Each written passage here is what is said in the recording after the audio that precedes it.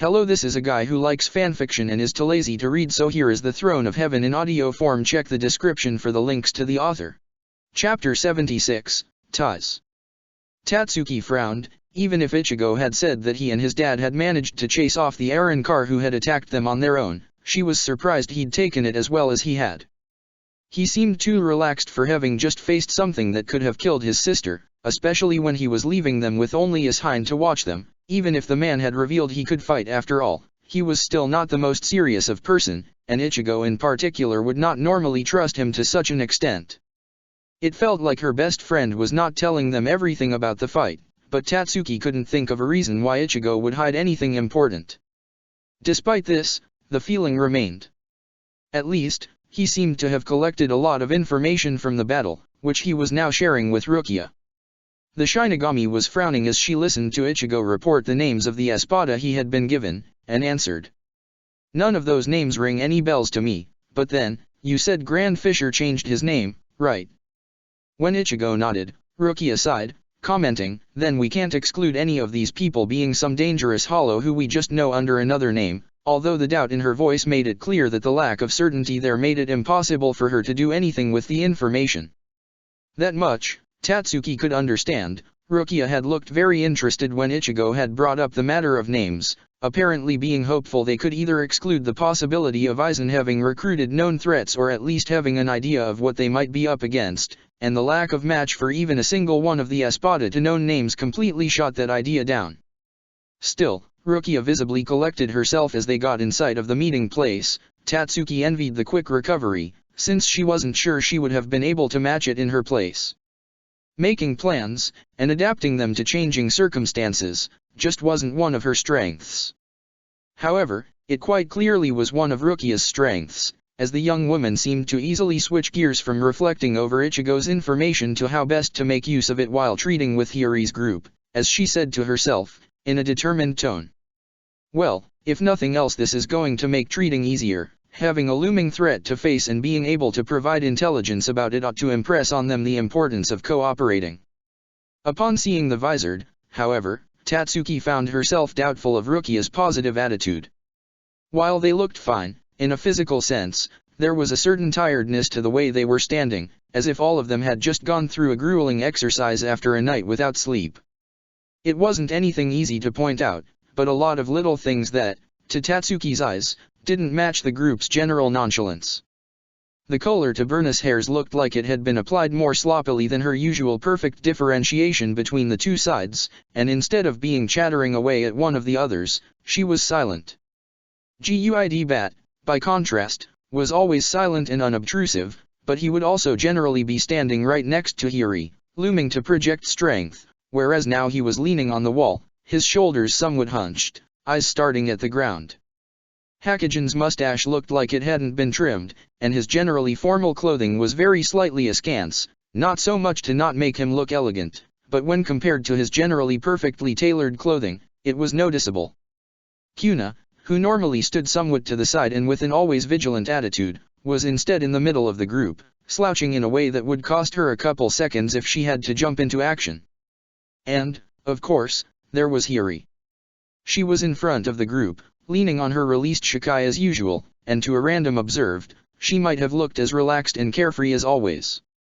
But Tatsuki had spent several weeks training under the short blonde, and she could see that the grip she had on her Zanpakuto was more nervous, her knuckles white from the strength she was gripping her sword with, and while she was not shaking or trembling, her toes, as visible through her open sandals, were fidgeting slightly.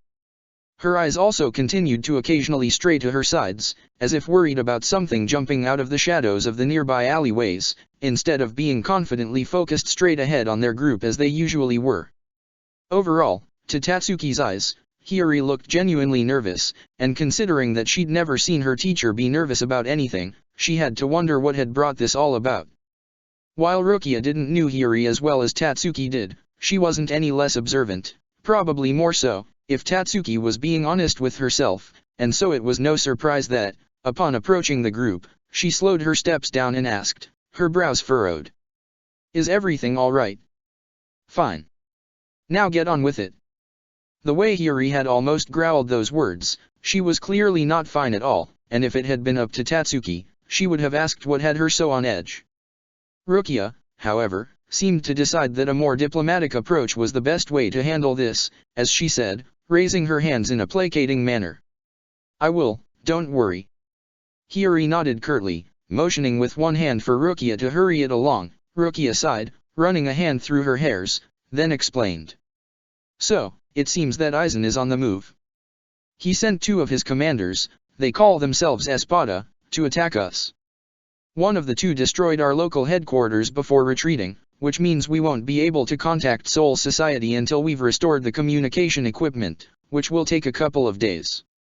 The other tried to ambush Ichigo, but he managed to force the attacker to retreat, and collected a lot of information in the course of his fight." Hiyori stiffened as she heard the explanation, then let out a long breath and said, sounding oddly relieved. "Right, so I imagine you'll need time to get your stuff in order then. It's no problem, deal with your threat and we'll resume these negotiations afterwards. I won't hold the delay against you." Rukia frowned at that, as she said, in a confused tone. "I was actually hoping you could help us deal with them. Call it a proof of concept for our cooperation, maybe." Hiyori let out a laugh that was close to a bark, with no actual hilarity into it. "Forget it, I'm not fighting your battles for you." Rukia was surprised by the aggressive reaction, enough so she wasn't able to stop Ikeko from taking a step forward and saying, in a very annoyed tone. "Hey, what's that means? You afraid of fighting a couple Aizen's lackeys, Saragaki?" Hiyori's answer to that was to violently swing Kubikuri Orakai, forcing Rukia to take a step back even though it was clearly not attack, merely a threatening gesture she'd made for emphasis as she pointed her blade at Ikeko, who himself looked like he didn't expect such a violent reaction, despite having clearly angled for something with his accusation. Hiyori's tone was low, and perhaps even more threatening than pointing her Zanpakuto at the 11th Division's second seat. "Let's be clear here, I'm not your lackey to fight your battles for you, I only fight what I want to fight, and that's not a matter of fear, but strategy. I thought I established that already, but if you're having doubts, I'll turn you to dust right here and now, and then we see which one of us is scared of a fight." Ikeko was clearly not sure how to answer, which gave Rukia the chance to regain control of the conversation as she said, taking a step forward, which put her well within striking range of Hiyori's sword. "I'm sure none of us here is a coward, or afraid to fight for what they believe in. No offense was meant." Hiyori turned in the blink of an eye, leveling Kubikuri Orakai to Rukia's neck. Tatsuki noticed Ishida tense and Ichigo, Ikeko, and Yumi Chika reaching for their swords, even though none of them could possibly stop Hiyori before she could strike. Rukia herself, however, didn't even blink, not even when Hiyori leaned forward and hissed, "You sure about that?" merely looking Hiyori straight in her eyes and saying, without hesitation or fear in her eyes, voice, or stance, "Of course." That seemed to calm Hiyori down, or at least be enough for her to retreat her sword, causing everybody else to relax, although Tatsuki didn't think Hiyori herself was as relaxed, just no longer ready to lash out. Instead, the blonde-visored shrugged and said, in a dismissive tone, "Good. Then, as I said, we can meet again whenever you're done dealing with this infestation, and there's nothing else to discuss." "Are you sure?" "Given the circumstances, and my inability to contact Soul Society to double-check with them, I would be willing to agree to take responsibility for granting you some of the concessions from your list, right now, in exchange for your help in fighting off the Espada." Hiyori paused, clearly surprised at Rukia's words, and half turned to observe her with a raised eyebrow. Isn't it supposed to be bad form, for a negotiator to admit they're in a position of weakness? Rukia's only answer to that was to shrug. "We really need the help. Going by Ichigo's and Urahara's reports on their power, I think that taking down these Espada is gonna require those of us who are around lieutenant level to team up, if we want to win without losses. From what I saw of Visored, I imagine each of you would be, if not at that level, at least close. That's firepower we would need. That's why I'm willing to make concessions." Hiyori seemed to consider Rukia's words for a long moment, then scoffed, but Tatsuki's experience as her disciple told her it was off, as if Hiyori was pretending the emotion behind the act, without actually feeling it. "You might say that, but it doesn't matter what concessions you grant me immediately, none of the big ones are within your power to grant immediately, and Yamamoto could just say he's not going to honor the agreement, that you made it under threat or something and that makes it null. She shook her head, then concluded, in a final tone. No. I said it, I'm not fighting for you until our requests are all granted, and you can't grant me anything right now. I'm sorry, but you'll need to deal with this problem on your own. We're still fine to talk with you afterwards, however. Rukia didn't look very happy at that. You realize that, if we get rid of the Espada on our own, you'll lose a lot of your ability to negotiate, don't you? I'm ready to take the risk. Now, if you don't have anything else to tell me. We do, actually. As I told you before, Ichigo has learned a lot about our enemies during his clash with one of them. I could share this information with you, if you wanted to help us. Hiyori didn't seem pleased by that. What use would I have for that information, if I'm not going to be fighting these Espada in the first place? Rukia didn't relent, although she offered her answer in a very reasonable tone. Aizen is still holding Shinji Hirako prisoner, and the information we have collected isn't limited to the Espada attacking us. If you ever plan to take action against Aizen in order to free your comrade, the information would be useful. Hiyori leaned forward at that, looking genuinely hopeful as she asked, with bated breath. Does that means you know where Aizen's base is, then? You managed to find out how to reach it? Rukia was taken aback with surprise at Hiyori's sudden intensity, and grimaced as she had to shook her head. No, but... Then I don't care. Hiyori's tone was hard at that, and Tatsuki knew she wasn't the only one who could see she'd grown unyielding. It was undeniable, and having seen that determination in her teacher's eyes before, she knew they weren't going to be able to make her change her mind. With her sword swung over her shoulder, Hiyori turned her back to the group and said, cold. I think you've wasted enough of our time for today. Deal with your troubles on your own, and we'll resume talks once you're done with it. Nothing you have to offer is gonna change our minds on this. And with that, the Vizard left. Orium was the first to speak, puffing her cheeks as she said. That wasn't very nice of Miss Hiyori. We can't help her if she doesn't help us. Ishida, however, was much more serious when he said. Something was wrong with the Vizard, all of them. Taking such a harsh line after we'd been making progress, especially when this was such a good opportunity for them to prove their reliability, seems counterproductive to their goals. Ichigo nodded along, clearly agreeing. Yes, there's clearly something we don't know about what's going on with them. Rukia, however, shook her head and said. Even if that's true, it doesn't help us. Without knowing what the holdup is, we can't hope to make an offer that will overcome it. We'll just need to handle things on our own, and maybe try to get the Espada to give us more information when we end up fighting them. I can't see any other way for us to learn what's bothering the Vizard. Unless, Tatsuki thought, she was the one to ask. It might not work, but she had a closer personal relationship with Hiyori than anybody here. You didn't spend weeks learning from somebody without building some amount of trust with them. It might not work, and certainly wouldn't if anybody was there to overhear, but she had to try to at least get to the bottom of whatever was troubling Hiyori and her team so much. Thus, when Rukia gestured for the group to leave, Tatsuki spoke up, in an apologetic tone. I need to check some stuff, so I'll be catching up with you all in a bit.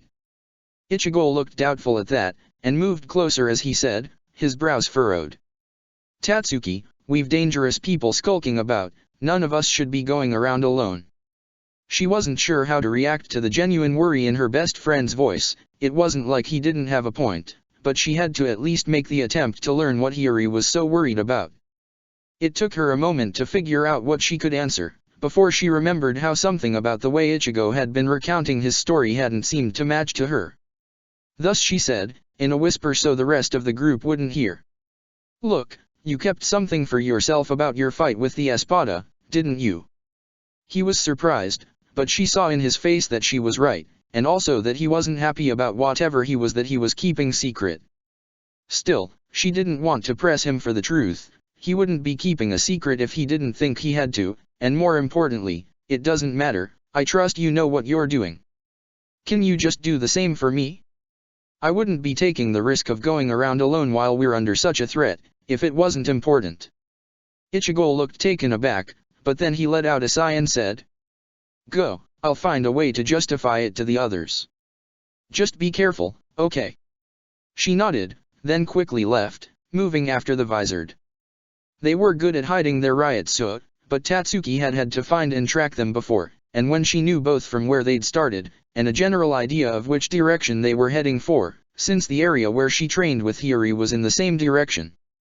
Thus, she found her way to the group, although she wasn't able to sense her teacher herself. Tatsuki frowned, trying to focus her senses more, to guess if Hiyori had perhaps separated herself from the group, until suddenly, the presence appeared behind her, and she found the tip of Kubikuri Orokai pointed at her back, luckily not in its Shikai state. "You've not learned enough yet to sneak up on me, Tatsuki. You're lucky I realized it was you, or you'd be dead now. I've been on edge lately. Now, why don't you tell me what is it you want?" Tatsuki sighed. Hiyori liked to speak a big game, but she wasn't as heartless as she tried to pass herself of, and Tatsuki was pretty sure she wouldn't kill her. So she turned, which resulted in the tip of the Zanpakuto being now aimed at her heart, and said, in an annoyed tone, "I want to know what is it that has you on edge. It's not like you, and I want to know why you're feeling like this. Don't you mean you want to know why I won't be fighting the Godei's battle for them?" Hiyori glared, but Tatsuki had been glared at by her teacher enough to not let that intimidate her. Instead she shook her head and countered, "No, that's not it. I am worried, because the way you're acting is unusual, and whatever is making you act like this, I'd like to help." Hiyori scoffed, but removed her sword as she scoffed and said, annoyed, "Well, you can't, so you can just get going." Tatsuki could see the hesitation in her master's eyes, even if none of it made it into her voice, so she didn't let herself be deterred. "Why? Surely, whatever the problem is, having another person to help with it can only help, right? Just tell me." "I can't." Tatsuki was blown back by the emphasis in Hiyori's answer, and let some of her own frustration into her voice as she answered. "Why not? You trusted me enough to teach me about how to fight like a Vizard, but you don't trust me enough to accept my help when I'm offering it." Hiyori sighed explosively, then said in a defeated, tired tone, "It's not a matter of trust. I'd tell you if I could, but I cannot. And even if I did, how could you help? I don't think anybody could." Tatsuki had never heard Hiyori be so dejected before. It left her a bit unmoored, to see one of the most self-assured people she knew look so lost, but after a moment, Tatsuki mustered herself and said, genuinely worried, "You're making it sound like somebody is forcing you to keep a secret against your will." Hiyori didn't answer, or even react, but to Tatsuki, that was as much of an admission as anything, since if she had been wrong, Hiyori would have said something, mocked her for it if in her right mind, and even in her current mood, she'd still have called her a fool or something of the like. So, Tatsuki focused and said, putting as much determination in her voice as she could, "I swear, if you tell me, I won't share it with anybody, not even Orium or Ichigo. I can keep your secret." "How would whoever this person is know you've told me, if neither of us tell him?" Hiyori glanced around, as if scared that whomever was forcing her to say nothing might be hiding in the shadow of one of the nearby alleyways, but after a moment, she sagged against the nearby wall.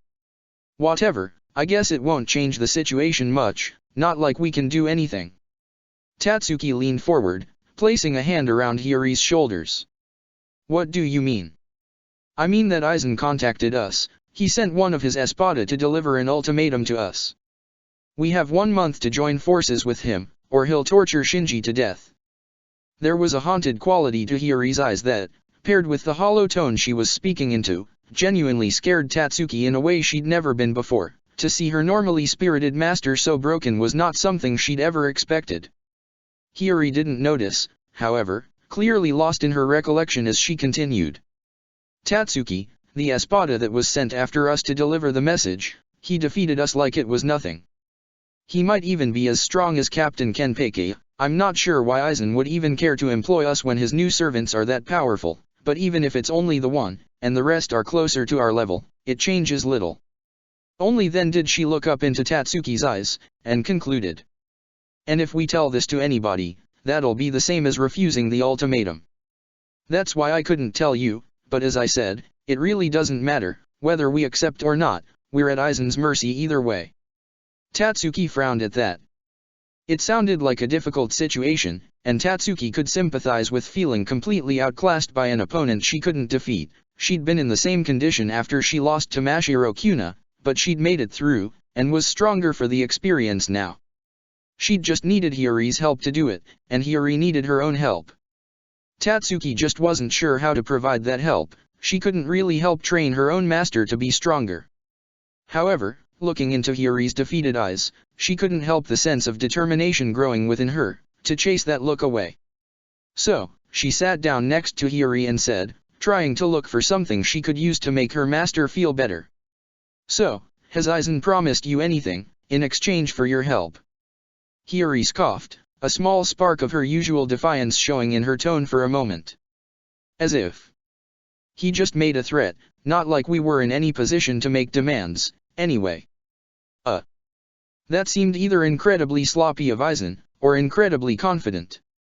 She had been paying only peripheral attention to Rukia's negotiation with the Vizard, but even that little had been enough to get a sense that offering nothing but threats was not the way to make somebody follow you, especially not when naked strength was the only thing backing them.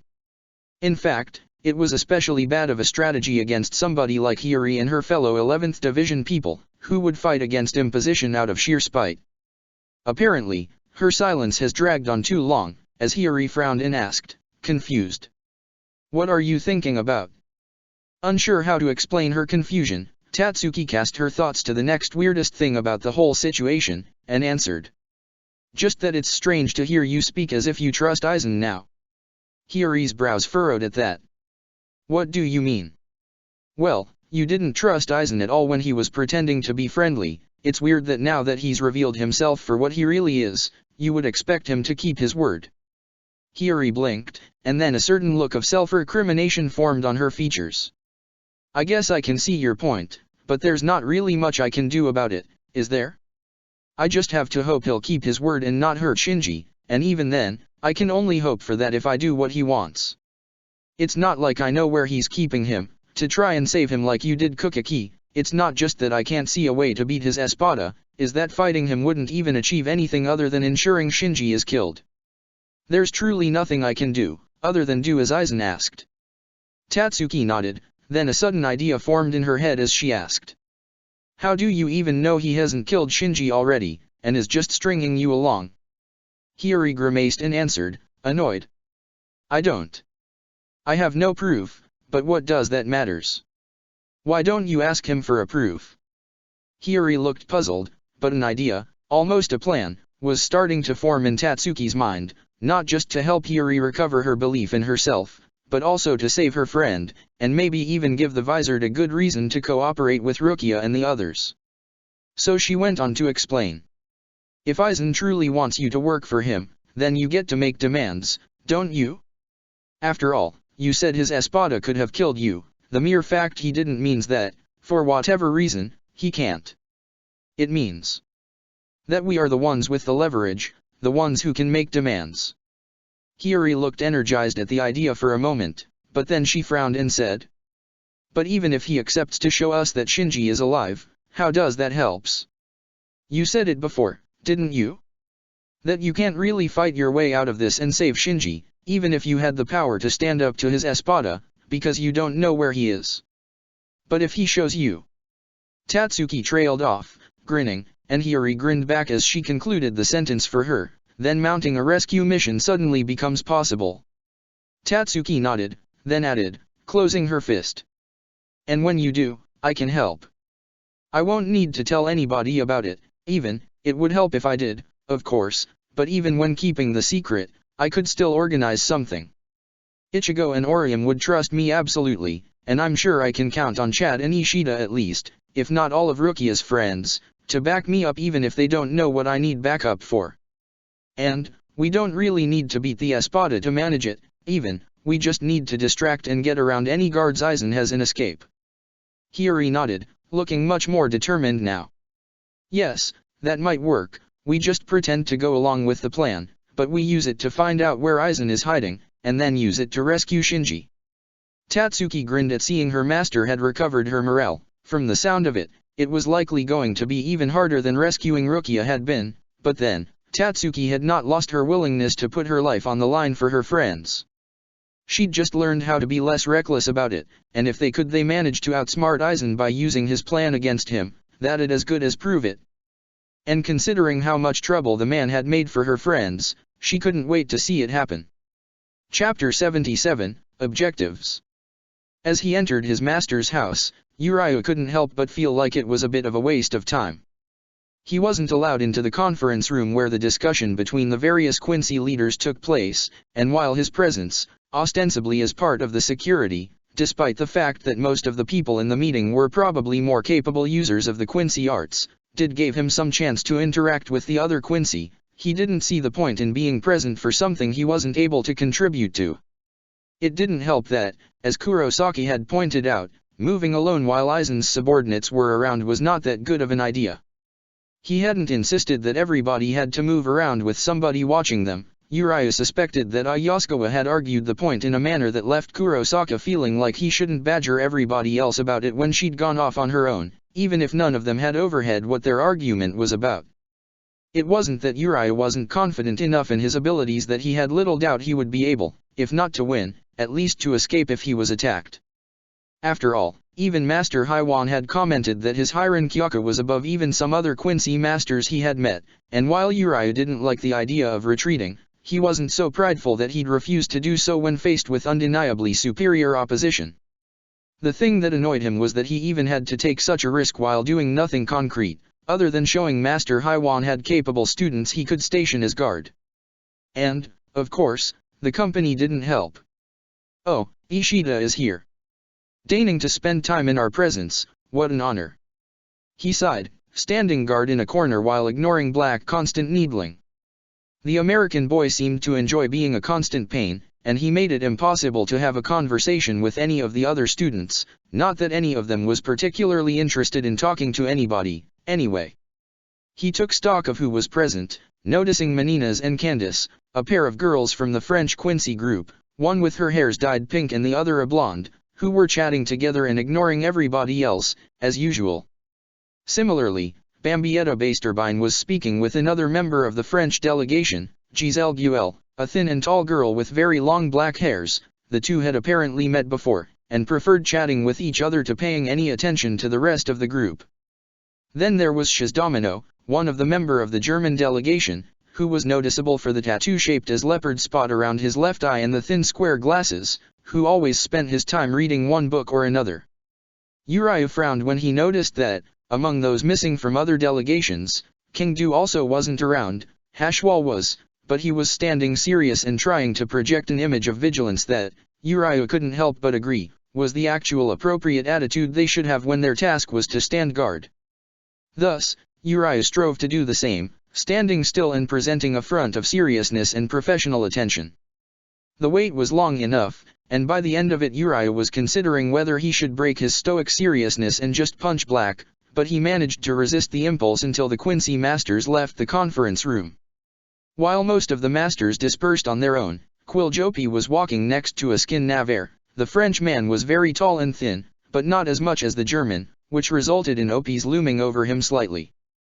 This, in addition to Navarre's thin face with pronounced cheekbones and the fact that a few strands of his black hairs fell over his face, made him look almost harmless next to Opie's figure, even though his expression was more of one of exasperation. It seemed clear that Opie was gloating about something, but he was speaking in low enough tones that Uriah couldn't hear what he was saying, at least until the two passed in front of him, just as Navarre was answering, in a bored tone. "Well, you've not convinced me, yet." "Ah, but when you're the only one left who still openly disagree with me, Herr Navarre, does that not mean that the others have been brought around to my point of view, and merely wish not to offend you with their opposition?" The other man let out a long breath, and then said, sounding tired, "Fine. At the next meeting, I'll retreat my opposition, and if truly nobody else will feel like speaking against you, I suppose that'll be indication enough of the council's intentions." Opie seemed happy with that, nodding with satisfaction at Navarre, who merely scoffed as he left. Only then did he notice that he'd stopped to talk right in front of Uriah, and nodded at him with a smile. "Ah, Herr Ishida, nice to see you here, doing your duty to your master.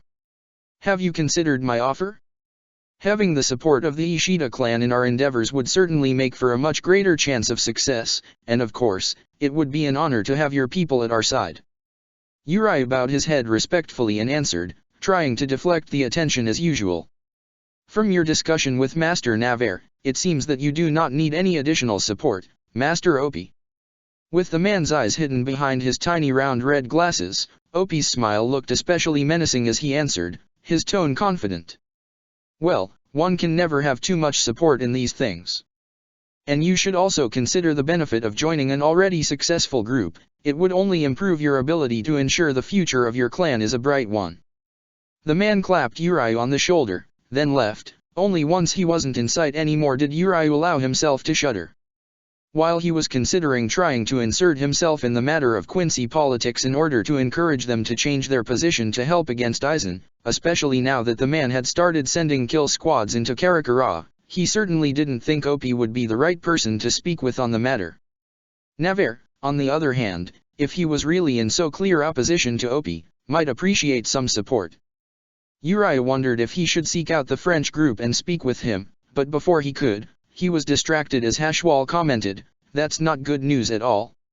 Even if his fellow student didn't look very different from his usual well-put-together mien, the worry in his voice was clear enough for Uriah to frown. "What do you mean?" Hashwal turned a considering gaze on Uriah, as if trying to assess something about him, then, he glanced around, ensuring that every one of the other Quincy had left, before letting out a very uncharacteristic, long sigh. "While I was not allowed to attend the meetings, my grandfather told me about what has been going on in them. Apparently, Master Opie has been pushing for an aggressive push against both of the groups of fighting Shinigami at the same time, and a growing number of the other masters have been swayed by the argument he has been presenting."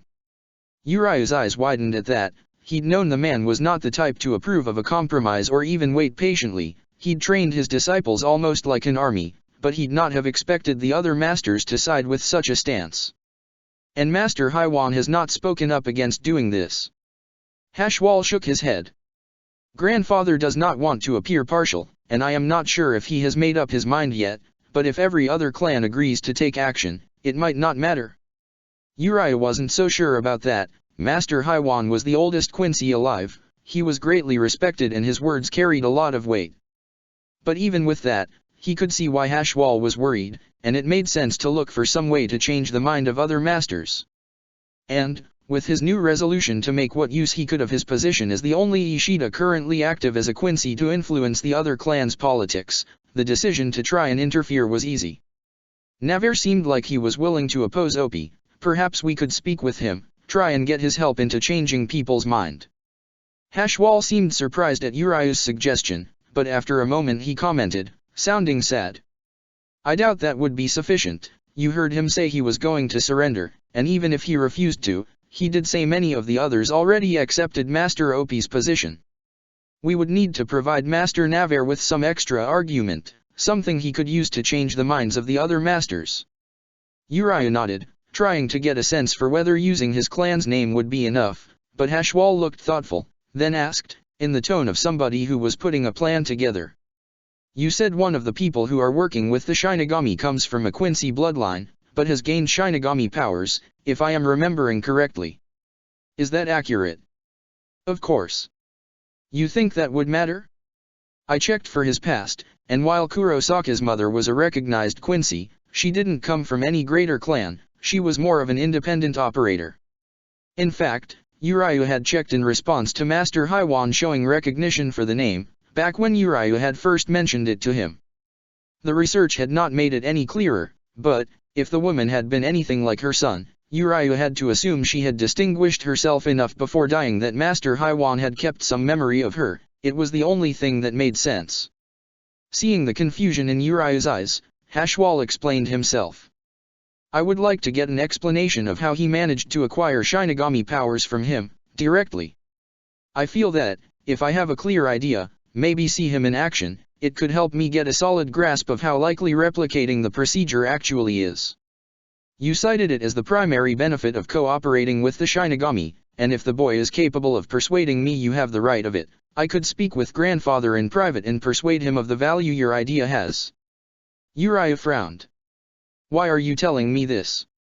I thought you and I were in disagreement over the correct course of action the Quincy as a whole should take. It wasn't that he wasn't happy about finding a way to push matter that wouldn't just stop the other Quincy from making a mistake, but actually encourage them to take the field against Aizen. However, Hashwal wasn't the type to change his mind quickly. It was true that Uriah didn't really knew his fellow student especially well, but what he did knew told him he wasn't the type to change his mind easily. Seeing Uriah's hesitation, Hashwal explained, in a neutral tone. We might disagree, but what grandfather told me makes it clear that inactivity, such as I would have chosen, is not a path any of the masters would be encouraging. Given the impossibility of achieving my preferred goal, I would rather the Quincy take the path that would lead to the safest outcome, and fighting only one of the two opponents on the field would undoubtedly be safer than fighting both at the same time. Uriah could see the sense of that, so he nodded and said, in a serious tone. Then I'll speak with Kurosaki, and see if it's possible to persuade him to showcase his powers for you, or at least explain his experience. Hopefully that'll be enough for you to report to Master Haiwan.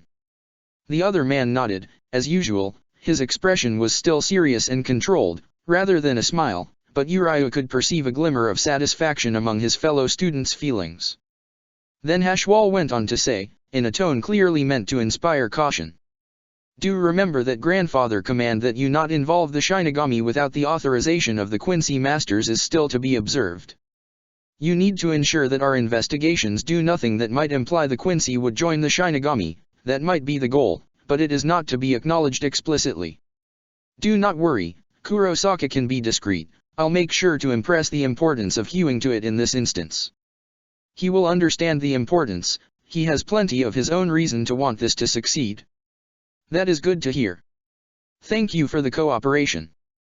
Uriah returned the respectful bow he was offered, and then took his leave. He had little doubt he'd be able to persuade Kurosaki, but he still needed to find a way to present the matter that made its importance clear. Still, even with the complications, he couldn't help but feel satisfied about this new development. If he could persuade the two Jugrams to push his goal along, then defeating Aizen might turn out to not be as hard as he'd feared, after all. And he would finally have his revenge on the man who orchestrated the death of his grandfather. You look worried there. Want to talk about why? Ichigo turned his gaze on Shukuro, offering a tired smile. According to his dad, Shukuro had taken to ensuring the safety of their family with dedication, often leaving to patrol the area around the house to ensure no enemy would be able to sneak up on them and launch another sneak attack like Eren Nero had done at the cemetery. Ichigo couldn't help but be grateful to his friend for that. And, of course, he was perceptive enough to notice that Ichigo was worried. Not that hard a thing to realize, considering how many things Ichigo knew could go wrong. While he had helped Rukia and Renji's team to establish a new base in a secondary safe house Urahara had access to, the security there was not on par with what had been on Urahara's old shop, and the Espada had snuck their way past that like it was nothing. Uriah and Tatsuki both had gone on mission of their own, and while he understood the rationale for it, the risk they took, making an easy target when there were 4 enemies as strong as Eren Nero who could attack them while they were alone, was not the kind that left him at ease. Chad at least had agreed to have Orium accompany him in his efforts to bring the Fullbringers on board, but considering that Jinjo had been working with Eren Nero back before he joined Aizen, that didn't reassure him any. Chad had assured him that Jinjo had not shown up again, but if he had allied with Aizen, the man might be able to bring his old allies around, and while Ichigo would bet on Chad and Orium against the Fullbringers, that might change if Aizen brought his full forces to bear. And while Chad's reasoning for getting them on board, that leaving a known possible threat capable of striking them in the back at a crucial time was not prudent, was sound, Ichigo wasn't sure it was enough to justify the risk he was taking in reaching out to them. Still, none of that was the sort of burden he wanted to put on Shukuro's shoulder. The Shinigami was already doing more than enough to help them. It didn't seem fair to Ichigo to put even more on his plate. So instead he gestured for him to sit with them and say, trying to relax himself. No, just thinking about how dangerous the situation currently is. What of you? Did you find out anything during your patrol? Shukuro frowned, but then let it go as he sat down and answered, yes, actually, which immediately caught Ichigo's full attention, his body tensing in preparation for a fight. They're getting close. Trying to attack. Shukuro blinked, as if surprised at Ichigo's reaction, then hurriedly waved his hands. No, that's not what I meant. Rather, I received a communication from the other members of the expedition, with orders for me, that I think might just be giving us what we need, a hint on what the Espada real mission might be. Ichigo nodded. He hadn't forgotten Shukuro warning that Eren Nero and the one who had attacked Rukia's group, Grimjo, if he remembered correctly, were supposed to be running a distraction, while the other two Espada, Sirachi and Ulquiorra, were the ones who were actually carrying out whichever plans Aizen had sent his forces to Karakura town for. Seeing he was following, Shukuro continued. Well, the one that contacted me was Mainoli, one of Sirachi's Fraction. Ichigo frowned at the new term. Fraction. Yes, it's the title that the Eren cars under the command of an Espada are given. The group that follows Grimjo are Grimjo's Fraction, the group that follows Sirachi are Sirachi's Fraction, and so on. Which means the message was an order from Sirachi herself. Ichigo nodded, filing the name away. He didn't really think it much mattered what Aizen's subordinates called each other, but on the other hand, anything they knew about their enemies could be useful. After all, learning something new was never a bad idea. So, what was the message? Well, remember how I told you that most of us, the lower-level member of the group, have been scattered throughout the town to just keep watch over certain area? The message I received indicated that those orders now are changed, and we are to ensure Shinigami and their allies outside of a very specific area. Which obviously means that something is going to happen there, and since the order was from one of Sirachi's Fraction, it's not about the distraction, but about Aizen's actual plan. Shukuro nodded, clearly having already reached the same conclusion Ichigo just had. It was the thing that made most sense, really, and it also meant that they had a chance to actually interfere with Aizen's plans directly. Although, as a thought came to his mind, Ichigo frowned. Wouldn't us going there put you in danger, though? It would mean you'd failed to keep us away from it, wouldn't it? Shukuro shook his head. Not necessarily, especially if you made it look as if you'd stumbled into it by accident. That didn't seem like it could work to Ichigo. Shukuro, they're not going to buy that a large group of me and my friend just stumbled into something like this. It's ridiculous. Shukuro grimaced, then said. That's a valid point, but if you went there with only one of your friends as support, maybe making it look like you were heading in that direction for your own reasons, that might work. As if sensing Ichigo's coming objection, Shukuro raised his hands, and continued yes, it'd be more dangerous, but it might be the only way to finally find out what Aizen's real aims for this place are. We might not get another chance like this to learn about his true plan. It was Ichigo's turn to grimace, as he had to concede that Shukuro had a point there. He tried to come up with some other way to go about the matter, but before he could, Shukuro added, in a sad tone. At least there is the positive aspect that needing to persuade only one of your friends to accompany you means you won't need to try and come up with a lie about how you learned of this that has to fool all of them at once. A lie? What do you mean? They can't know I gave you the information. I had to fool them into believing I am an enemy to make my fake defection believable, remember?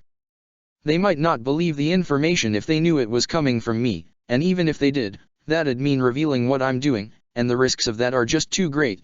You know this. Ichigo grimaced. Really, the more the plan went along without an hitch, the more Ichigo thought that the idea of infiltrating Aizen's forces was probably the biggest mistake he'd ever done. He wasn't the type to regret things, but in this particular case, he really felt guilty for the impossible situation they all had been put into. Maybe it's time to break the deception, tell the others the truth. Shukuro shook his head at that. We just proved the plan is working, in that it's allowing us to learn things about the enemy they don't want us to learn, to move in ways they can't predict while taking advantage of the fact they have no idea of what we're actually doing. I know it's dangerous and unpleasant, but until we've achieved final victory, letting up with it is not a real option, Ichigo. You know I'm right. Perhaps, from a certain point of view, Shukuro was, but even so, Ichigo would have much preferred if they didn't have to go with it. Were the gains really worth the absurd risks they were facing? Before he could reach a conclusion on that thought, however, Shukuro raised his head, frowning, as he said. I can sense somebody approaching. Ishida, if I'm not mistaken. Ichigo blinked, then switched from his Quincy senses, the ones he had been maintaining lately, since they were by far the ones that left him least tired, and provided a more accurate sense of his surroundings, to his Shinigami ones, which had the greatest range, and sure enough, he could sense Urayu approaching, about a block away. He turned to Shukuro with a surprised glance as he commented. "I didn't knew you were that much better than me at sensing, Shukuro. I thought close range was more of your thing." The Shinigami chuckled, even as he shrugged at the compliment. "Well, you can't really be a member of the 11th Division if you don't have some ways to track hollows in the wild, you know." Then, he turned more serious as he went on. "But I should probably go hide now. I'll leave the house and hide my Ryotsu, make sure he doesn't learn about me." Ichigo nodded, and left Shukuro take his leave, even as he headed downstairs, so that, by the time Urayu was ringing the bell, Ichigo was there to open the door. The Quincy didn't look particularly surprised, and then asked, after a moment of silence. "Can I enter? I have a few things I'd like to discuss with you." "Of course." Ichigo waved Urayu inside, before asking once they were both seated at the table, "What's this about?" which caused the Quincy to let out a long breath and say, in a tired tone that was at odds with his usual composure. "I'd like to ask you for a favor, Kurosaki."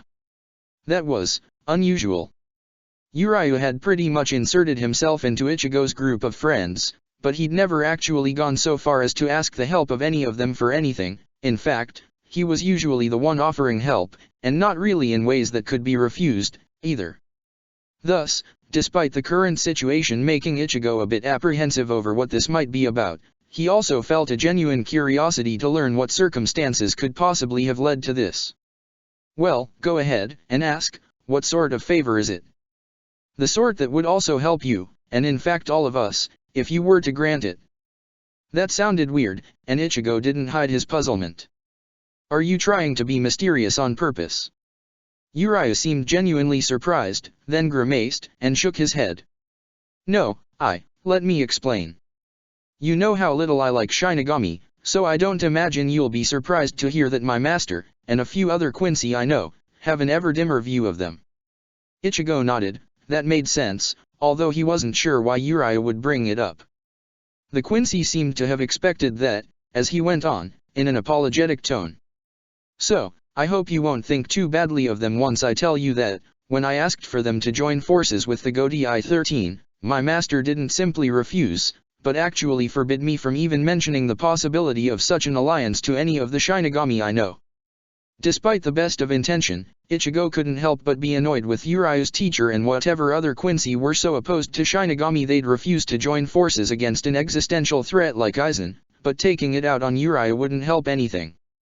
He had little doubt that his friend had tried his best to bring his teacher around, was probably feeling guilty about such failure, and it didn't escape Ichigo's notice that he was also extending him some serious trust here. After all, if Ichigo decided to go behind Urayu's back and tell the matter about Rukia, she'd probably at least try to reach out to the Quincy, and Urayu would be shouldering the weight of whatever punishment his teacher decided to heap on him for having disobeyed. Thus, after taking a long breath to steady himself, Ichigo answered, in a mild tone. "That's sad, I suppose, but I'm not sure what you want me to do about it. If you couldn't persuade your master, I don't think anything I could be able to do would help with changing his mind." Urayu smiled wryly, as if amused by the idea Ichigo could influence his teacher's mind in any way, and answered. "No, I know you wouldn't, but there is a person I know who just might. Hashwal Jugram, my master's nephew, is also the best of Master Haiwan's students. Between his talent and the familial connection, he might be able to change his mind, where I could not." "All right, that sounds good, but how do I help?" "He wants you to explain how your connection to a Zanpakuto works, how you were able to master it, and for you to give a demonstration of your skill, to prove your ability." Urayu looked genuinely guilty at that, perhaps more than warranted. Ichigo himself was a bit irked at the idea that Urayu's fellow student saw him as some sort of perform monkey who might be granted help in exchange for an entertaining enough show, especially when the help in question would stop a catastrophe and the show would have to include Ichigo speaking about very personal matters relating his connection to Zanjutsu. However, he wasn't so annoyed that he didn't saw the value, or why Urayu would be willing to make the request. In fact, considering the sort of risk Ichigo himself had asked Shukuro to shoulder for all of them, doing this was really little in comparison. So, after letting out another long breath, Ichigo asked the only thing that really mattered here. "And you really think this will help?" Uriah looked Ichigo straight in the eyes at that, and nodded with decision. "Yes. Trust me, if Master Haiwan could be persuaded to help, that would make defeating Aizen a lot easier for all of us." Trust, again, a lot of people were asking for Ichigo's trust lately. He wondered whether he was worthy of it, especially when he was about to make a demand out of Uriah in exchange for offering it, despite the fact that he'd normally have given it freely, had Uriah come with the request at a different time. "I will trust you, but I will ask that you trust me in turn." That caused Uriah to look confused for once.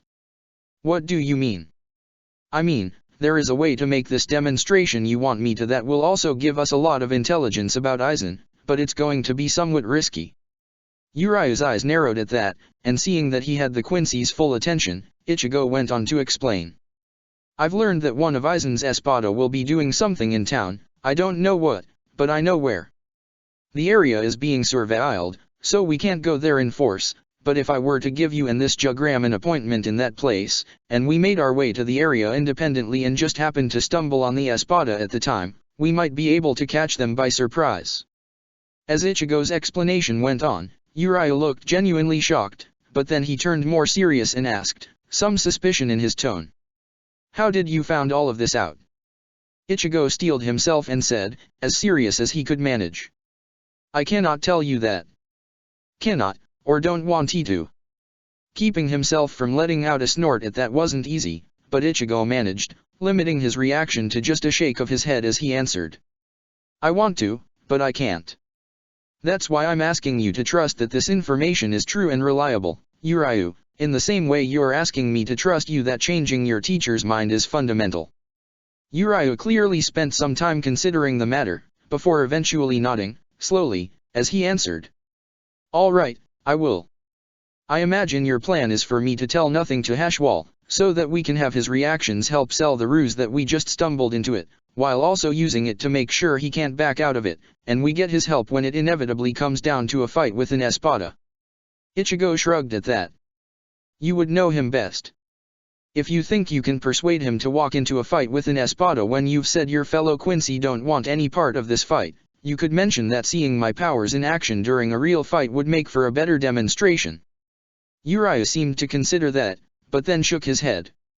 "I think it's better not to tell him. He would almost certainly refuse, and I can agree with the sentiment that, if he's asking you to show off for him, he can't complain if you also want to do it in a situation of your choice. It'll work better that way." Ichigo got the sense that Uriah wasn't fully happy that his fellow student had put him in this situation, but decided not to mention it, instead merely clapping the Quincy on the shoulder and saying, in a determined tone, "Right then, I'll let it to you to handle that part of the preparations then. Once you've gotten him to agree to the meeting, let me know, I'll look over what I know about the area in the meanwhile, and we can set up things so that the timing for the meeting is as good as it can be." Uriah nodded before leaving, while Ichigo got back to his room to wait for Shukuro's return, so he could get all the information necessary to set everything up. Even with the danger looming ahead, however, Ichigo couldn't help but feel positive. Last time, Aizen's minions had ambushed them, but now they were going to be bringing the fight to the enemy instead. With the benefit of surprise on their side, things were sure to go quite differently, and finally having something to do was a progress over having to wait for the axe to fall the whole time. And with the lives of all his friends on the line, Ichigo was quite done with waiting. It was well past time to take matters into his own hands. Chapter 78, Uncertainty. As she walked alongside Orium and Chad, Rukia considered whether the effort was even worth it.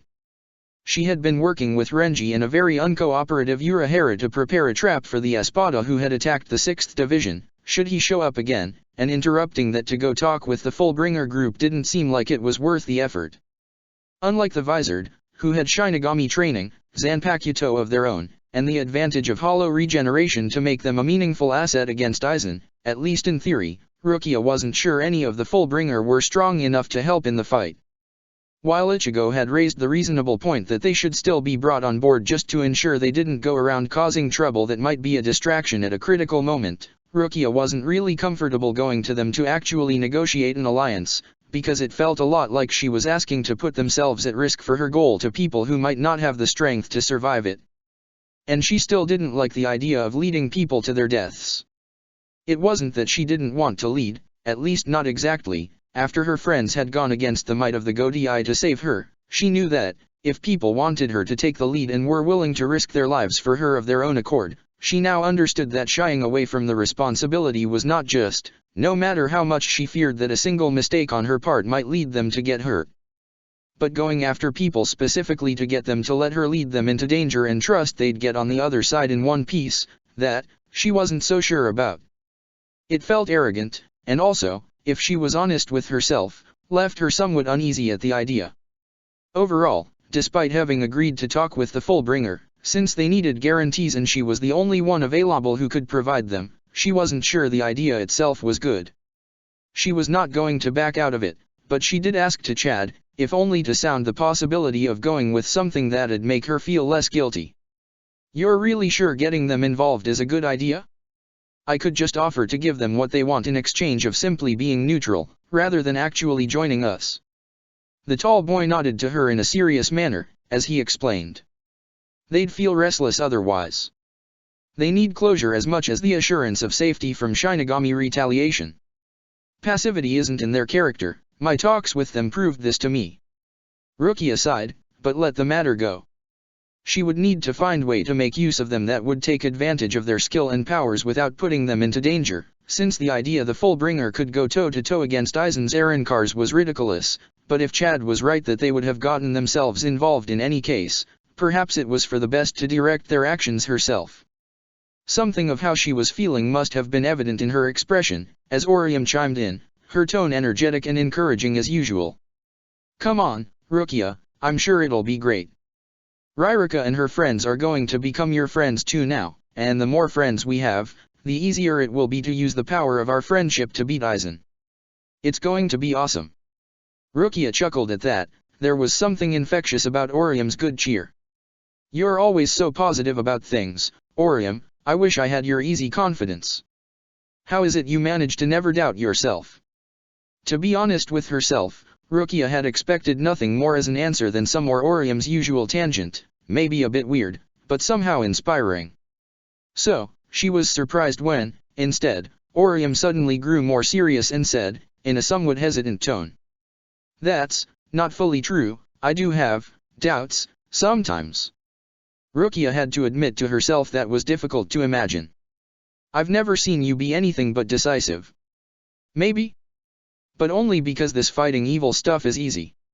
We just need to do what's right, and things will sort themselves out. Other things are more complicated."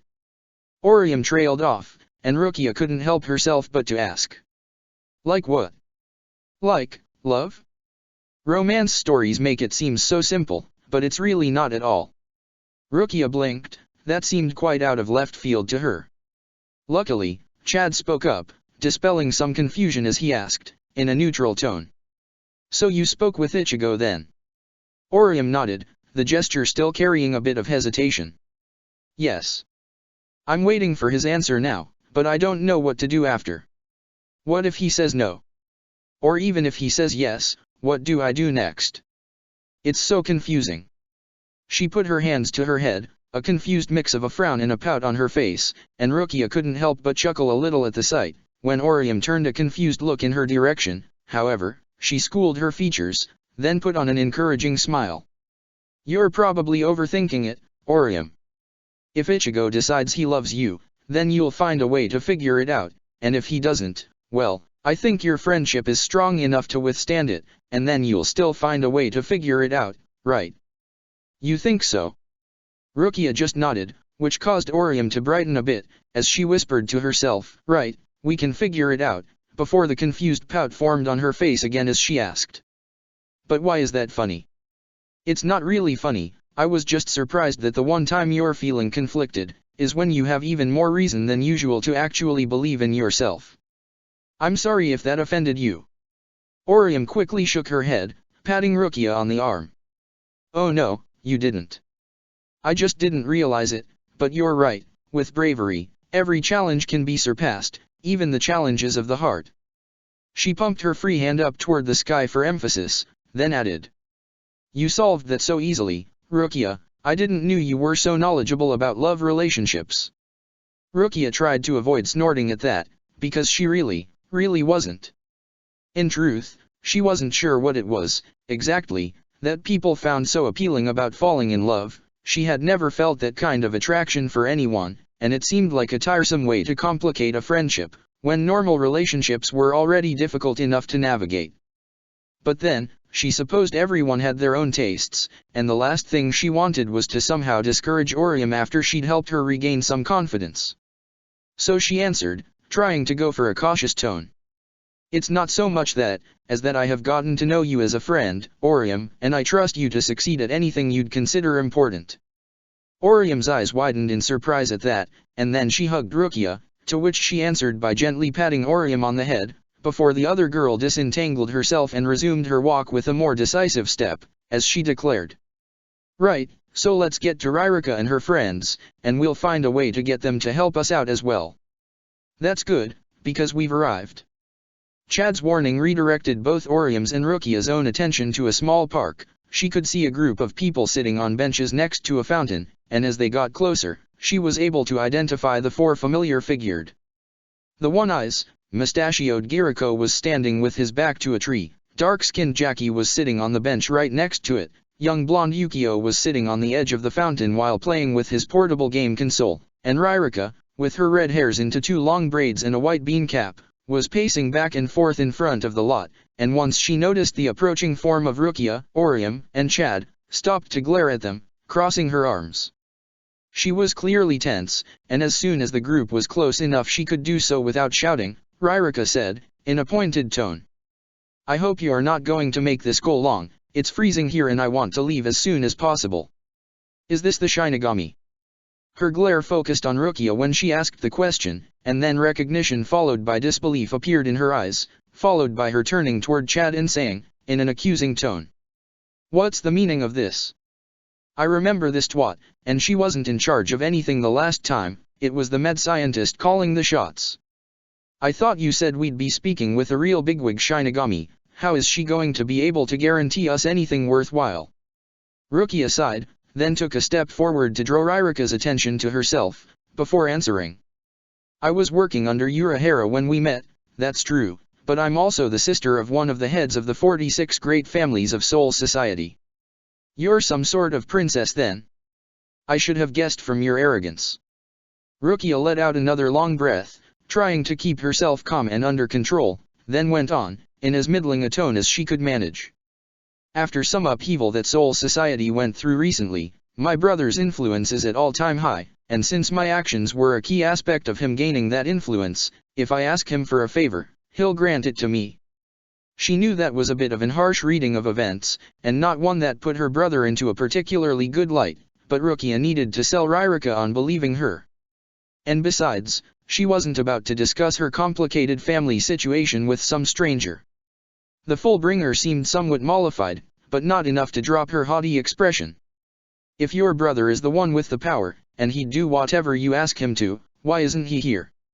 You can promise whatever you want, but if he's not present, he can just claim later that you didn't say him anything and get out of keeping his side of the deal.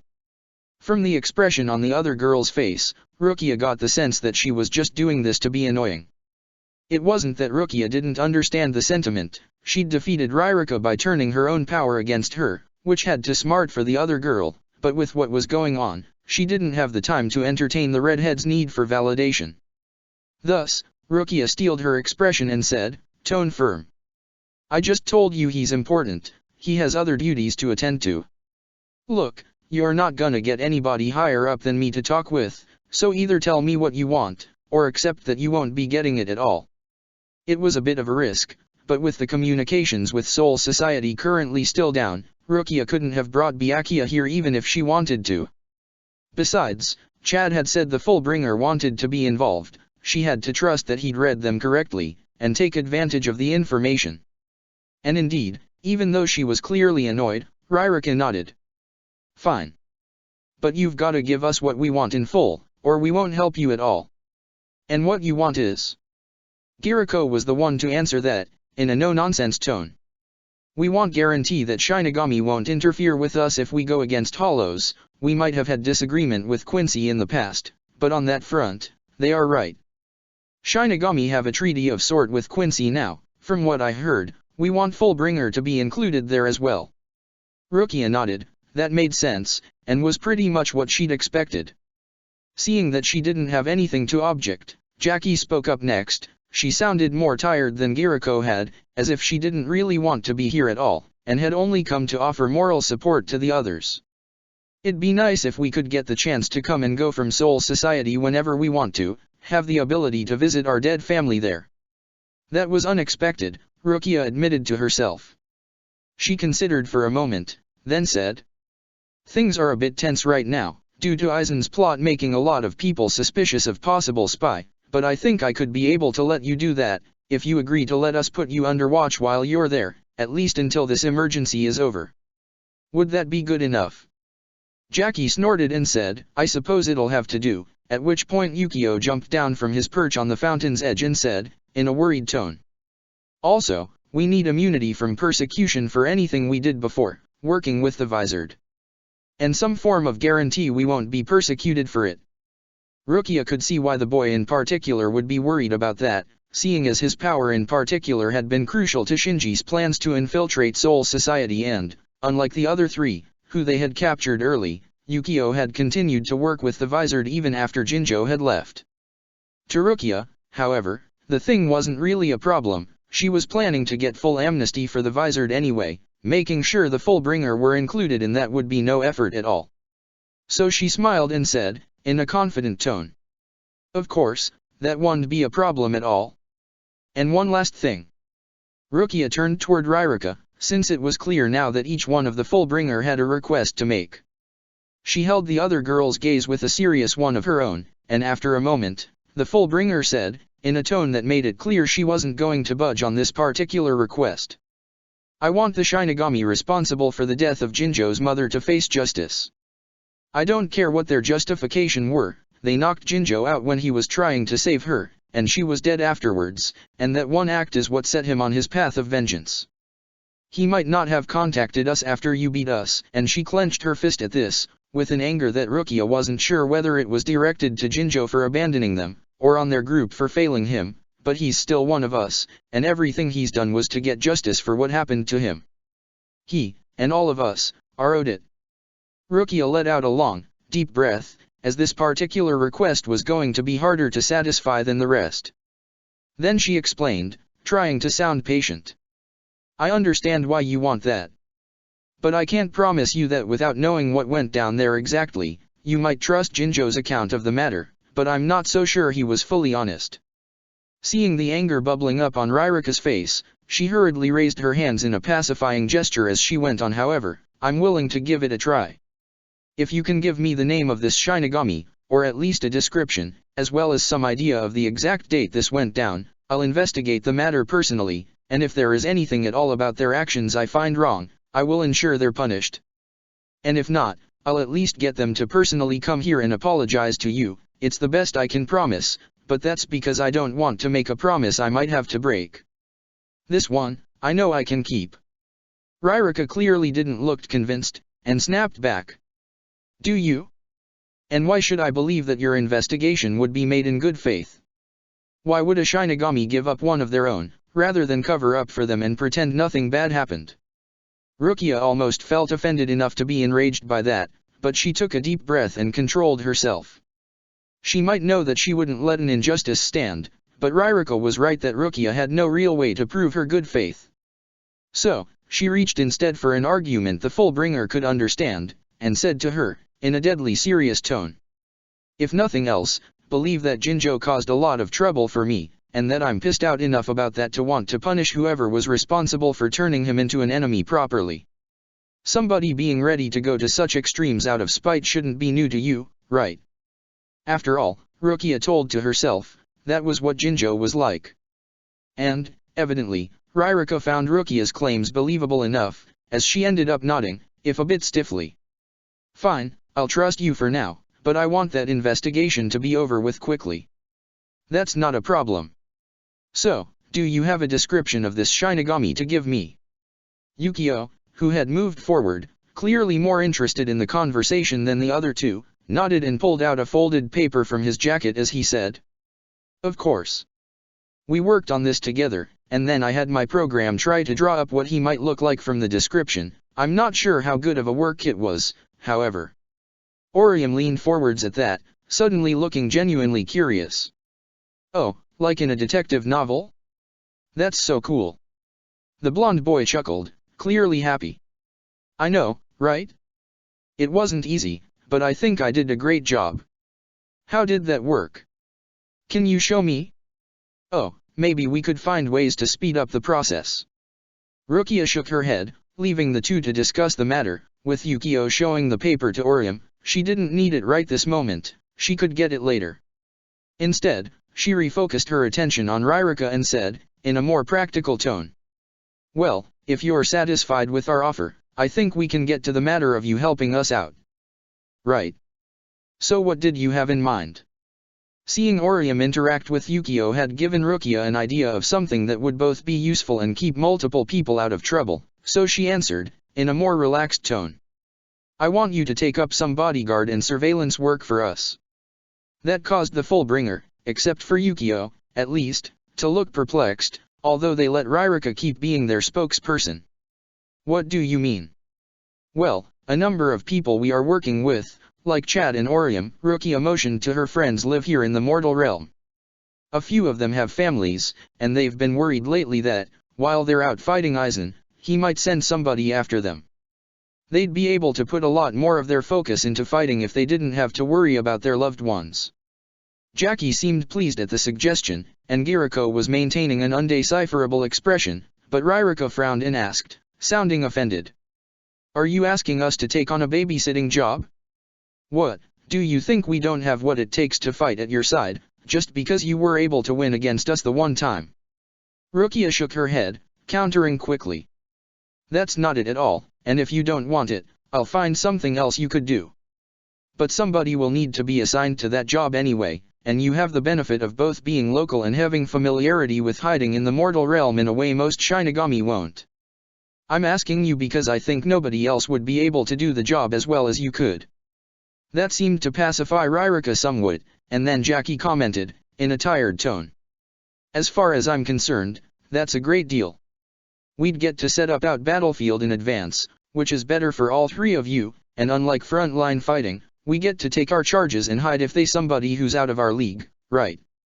Of course, we want these people to stay safe, so if you think hiding them rather than fighting head-on is the right move, I'd still consider that as you holding up your side of the agreement." Ryrika seemed to consider for a moment, tapping her foot on the ground as she did, then she shrugged and offered a hand to Rukia, saying, "Fine. You make sure you keep your promises, and we'll do this one thing for you. It's not ideal, but it's not so bad I can't accept it." "Really, Ryrika, working for Shinigami is something you can accept, now? Is that how little you truly cared about me?" Rukia turned suddenly in the direction the new voice was coming from, even as Ryrika had suddenly retreated her hand, moving it to her pocket, only to still in surprise as she saw who it had been to speak. Jinjo looked exactly as Rukia remembered him, complete with the arrogant grin, and the way all of the Fullbringer were looking at him in various states of shock. It was clear this wasn't something they'd planned, they were just as surprised by his presence as Rukia was, which gave her the chance to make the first move. "So, back to be a bother, are you? And with such exceptional timing, too. Tell me, were you spying on your former allies, and only decided they were worthy your time when it would stop them from getting their lives back on track and putting an end to their involvement in your crusade?" Rukia wasn't sure if that was true or not. It seemed like too much of a coincidence for him to show up at just the right time to be a bother, but on the other hand, coincidences did happen sometimes. And in either case, she doubted that Jinjo would be as willing to work with them as the other Fullbringer had proven themselves to be, so ceding some dissent between them while she could was worth trying. For his part, Jinjo shrugged, as if unbothered by the accusation, as he answered, "I couldn't come here, due to the people who saved me from you being unable to show up around here again until very recently." Rukia's eyes narrowed at that. She hadn't forgotten the last time she'd seen the Fullbringer. "Is that so? Because I remember you being taken away by a hollow, who you were working with." At the time, we thought he had been part of Hiriko's scheme, but that wasn't it at all, was it? The Grand Fisher was working with Aizen the whole time, I bet, which means you've joined them as well. That's why you're only here now, you came with the Espada. Jinzhou frowned for a moment, and said, he's going by Eren Nero now, if you haven't heard, before returning to his previous smirk as he added, and really, there's nothing strange with this. I want to destroy Soul Society, and Aizen does as well. Why shouldn't be working together? And you've come here because you want to use your friends as cannon fodder in this war. Jinzhou's eyebrows raised at that, as he countered, aren't you doing the exact same thing, which left Rukia livid. She might be gathering forces, but she was trying to also keep as much people safe as she could, whereas Aizen had already proved, when he ordered her execution, that he was ready to sacrifice anybody if it would lead him to succeed in his goals. Still, before she could say anything else, Ryrika suddenly spoke up, sounding outraged. Stop this. Stop talking like we're not here, and tell us what's going on. Jinzhou turned toward Ryrika then, and said, his voice laced heavy with irony. Did they recruit you without telling you what they were recruiting for? Such a surprise, that. Well, let me explain then. He gestured to the group with both arms, then continued, Aizen is looking to completely change the way Shinigami operate, and forge a new soul society. He tried to achieve this by subterfuge, to avoid excessive bloodshed, but with that approach failed. War is the only recourse. He wants the same thing I always wanted, to take the Shinigami to task for their crimes and put something better in their place. He'd give me my vengeance while making things better for all of us, just as I always said we should do. Why shouldn't I work with him? Rukia could see that Jinzhou's words were visibly swaying the Fullbringer, and she wasn't sure she had the ability to counter them in their eyes. After all, it would be all too easy for him to say she had shared Aizen's goals at one time, and that she only was against him now because she'd not had the courage to sacrifice herself for the cause. It would not be true, but making the Fullbringer understand that Aizen's action proved he only cared about his own personal power, rather than helping anybody else, would require that they trust her judgment of Aizen's character over their friend's judgment. Still, she had to try something. She though that, perhaps, pointing out that Aizen had sent his Arrancar on assassination missions might be a good approach to take, but before she could say that, Orium said, sounding genuinely angry. You shouldn't work with him because he's evil, and he's working with the man you want revenge on. That's what the villain always does, they lie while they ally with those you hate behind your back. Everybody turned toward Orium, looking completely stumped. Ryrika was the first to react, looking genuinely puzzled. What are you talking about? Jinzhou scoffed, clearly not caring about what Orium had to say, or possibly not wanting to hear it, as he said in a dismissive tone. She's speaking nonsense, of course, can't you hear that she's referencing fiction? Why are you even giving her the time of the day? But Ryrika surprised Rukia, and Jinzhou as well if his reaction was anything to go by, as she turned toward him and said, in a serious tone. No, that's just how Orium normally speaks, she's fond of talking about the things she reads and watches, but that doesn't mean she's an idiot at all. She just uses them as examples, and while she might be a bit naive, I've never known her to be anything but honest with everybody. Perhaps too honest, at times, but she wouldn't be saying that if she didn't think it was true. Jinzhou had, very clearly, not expected Ryrika to disagree with him so directly, but he rallied quickly as he said, in a tone that betrayed the slightest hint of annoyance. Well, she might still be mistaken, couldn't she? I am not. Orium had her fists at her waist now, and was puffing her cheeks in that manner she typically did when she was annoyed, and then proceeded to take the folded paper from Yukio's hands, turning it around to show the image on it to everybody as she said. This Shinigami's name is Shukuro Tsukishima, and he was Aizen's spy, who tricked us into fighting that angry old man with the fire wings. He's working with him, so if you are working with Aizen, you're working with him as well. How can you take your revenge on him if he's your ally now? Aizen is just manipulating you, because that's what the big villain always does. Orium nodded firmly, while everybody else looked stunned at that. Rukia hadn't expected something like this to happen. However, she was quick to realize that she could turn this to her advantage, while she didn't openly smile smugly as she would have liked to, and indeed she barely managed to keep a look of absolute neutrality on her face. Rukia couldn't help but feel some genuine relief at not having to count the Fullbringer as her enemies, since that would have led to having to fight them, here and now, and while she was confident they'd win, she'd rather not hurt people who'd be, at best, guilty of being misled by Aizen's dangerous words. After all, she knew, from personal experience, how persuading the man could prove himself when he wanted to. Instead, all she said was, in a polite and non-confrontational tone, "We can, of course, provide any proof of this that you might need to confirm that Tsukishima really is working for Aizen. Tell me what you need to believe it, and we'll give it to you. If he really is the one who you want revenge on, then surely we have an enemy in common, and thus are natural allies." Jinjo glared at Rukia at her words, then turned to Ririka and said, genuinely angry, "What if they'd all planned this, and it's some form of trick? They might have knew all along and have organized things to make it seems like this ally of Aizen is the man I'm after, and then it'd turn out it was all a lie to trick us." Ririka seemed undecided. She clearly believed Orium, at least, but clearly Jinjo's words of doubt carried more weight with her than Rukia's assurances. Kiriko seemed similarly undecided, but Jackie, who had leaned forward on her bench when Jinjo had shown up, let herself relax into it as she said, in a bored tone, "Why are we trying to solve this now? It's not like we're in a hurry. We can wait for Orium's friend to collect her evidence and bring to us, and meanwhile, you could tell us what exactly you learned from this Aizen guy, Jinjo, and once we have all the information, we can take out time making the right decision. Rushing into it wouldn't help anything, would it?"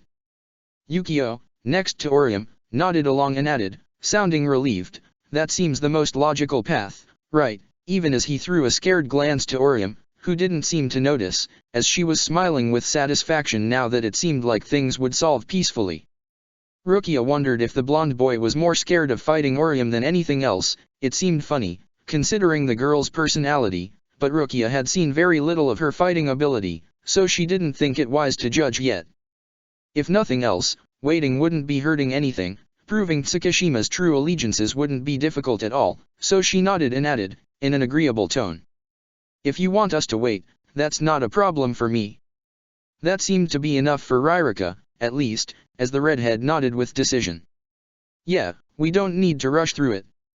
Right, Jinjo?" Everybody turned toward the dark-haired Fullbringer, who seemed uncertain on what to say or do, before he let out a long, drawn-out breath and said, sounding resigned, "Yes, I can't very well let the chance slip through my fingers, can I?" "What?" Ririka looked genuinely puzzled as she asked the question, to which Jinjo replied by returning to his previous smirk, except that something savage entered it as his voice dipped lower. "I was hoping to pit you against each other, so killing Kukaki would be easier, or else let her go and use your trust to slit your throats while you were asleep, but she's too big a target to ignore this chance of taking her down. So, I will just need to kill you all. That's going to be fun, at least."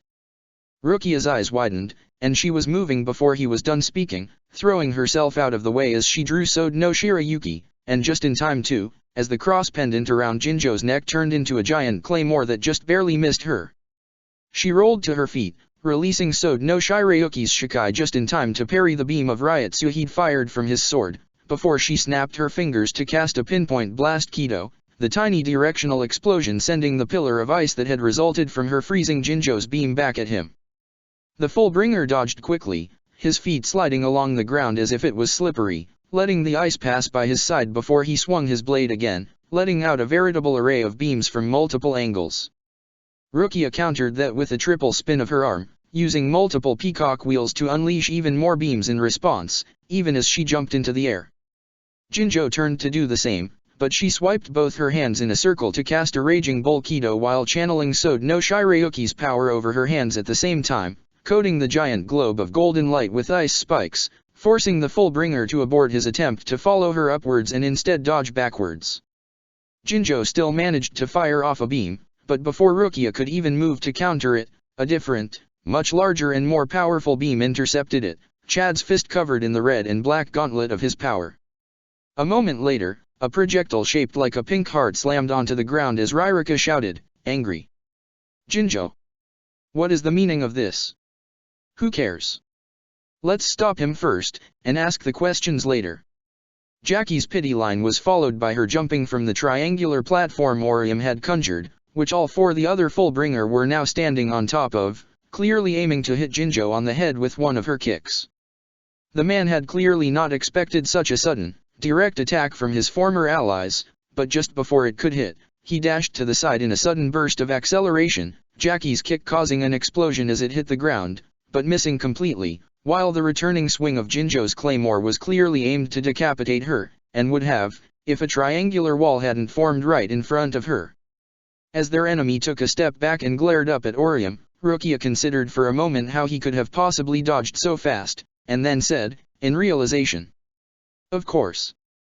Then she turned to the Fullbringer and shouted to them, "That's not your friend. It's an hollow."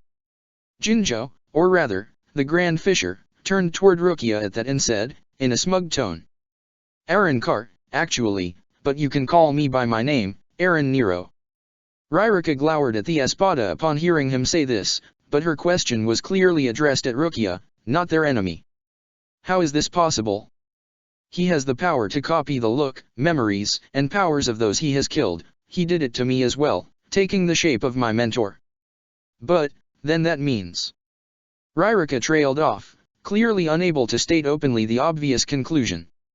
Rukia knew how hard to face somebody you trusted would be, and added, trying to let some genuine sadness in her tone, so the Fullbringer would understand she was aware of what it was like, "I'm sorry. I know how you feel, believe me, I do. But he's only a bad copy of the person you knew.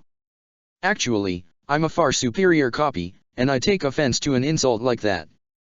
That was enough to cause Ryrika to scream in rage and unleash a barrage of her projectiles, but Aaron Nero swung his large blade in a circle around himself, sending spikes flying in all directions, not only intercepting all of the redhead's attacks, but also forcing Rukia to raise a number of shields with Kido to protect herself, as well as forcing everybody else on the defensive. Jackie had been about to jump out of Orium's protective wall and had to duck back behind it, while Orium herself flew her floating platform much higher, and Chad somehow affected the air in front of himself to slow the needles down to a crawl, so that they fell to the ground before they could reach him.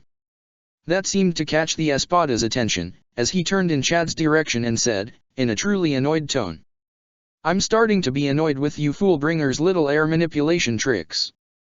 Then he sent a wave of purple energy out of his sword, once again forcing everybody into dodging the attack, and immediately followed it up by flinging himself toward Chad with Sonido. His acceleration seemed to slow down for a moment as he got closer, but then he seemed to accelerate again, even more than before, leaving Chad so surprised he barely managed to avoid being impaled on the Espada's sword, and could do nothing at all to avoid Aaron Nero's shoulder slamming into his face at the speed of Sonido, the hit sending him rolling backwards in clear pain, as the sheer force of the hit was enough to send him smashing into the fence surrounding the park.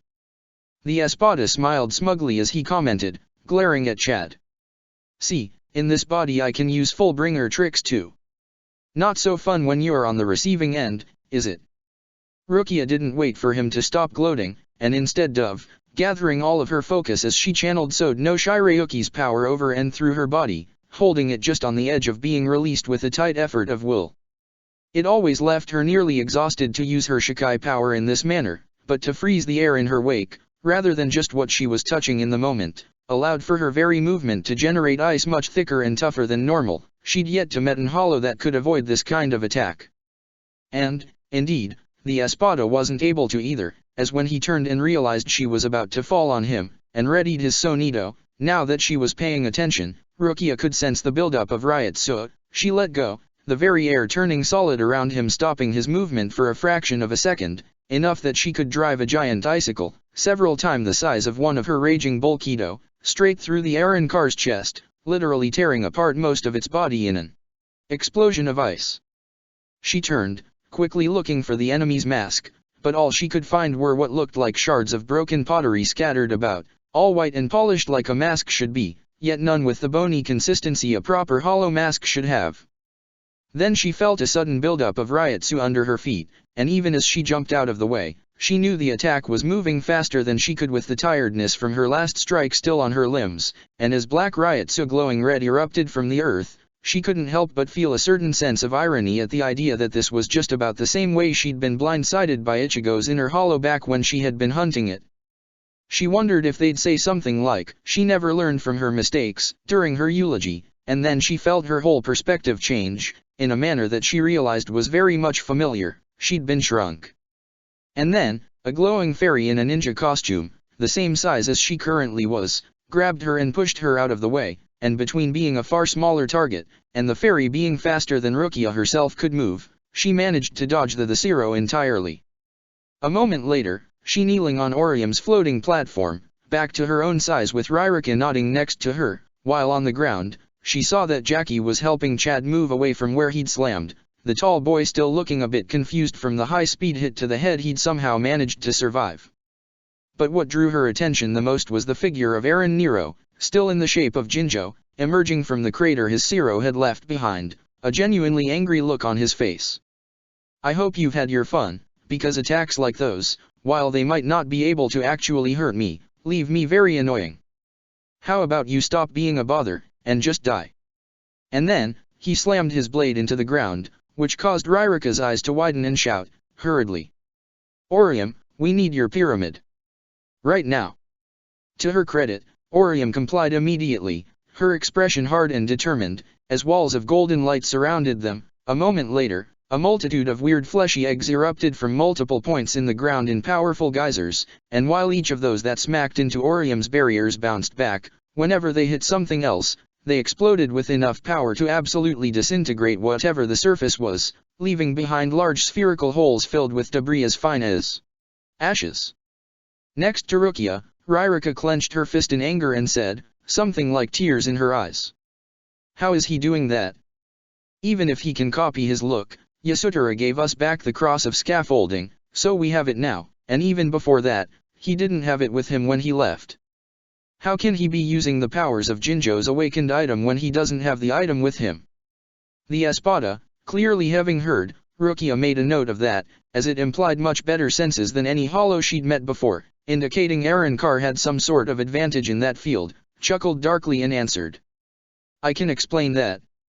See, I absorb the memories of those I eat, and then, I can use the memories that are there to create new memories. That gives me the ability to replicate everything in those memories to create these clones, gaining their looks, knowledge of their skill, and even the ability to replicate anything they had strong memories of. Becoming an Arrancar gave my power this boost, and now, there is literally nothing of my praise I cannot replicate. In fact, I am ever capable of copying the power of their Zanpakuto, for those that are Shinigami. That last point, he had delivered while making direct eye contact with Rukia. Clearly, the message was meant to intimidate her, and while she kept her cool, she could admit to a bit of worry. If Eren Nero decided to use Kaien's form, and could access his Shikai, she wasn't sure what she'd do. She'd never been able to defeat her mentor in a fight, and this time, he'd be trying to kill her. Still, Rukia thought, she would think of that if it came to it. Worrying about it before the time would only make her more hesitant, which was what Eren Nero wanted. After all, even with how much more powerful he'd grown, ultimately psychological warfare was always his most dangerous weapon. Before she could think of a good reply, to show the Espada that he wasn't intimidating her and perhaps create a crack in his composure, a sudden shout broke into her thoughts, as well as redirecting their enemy's attention.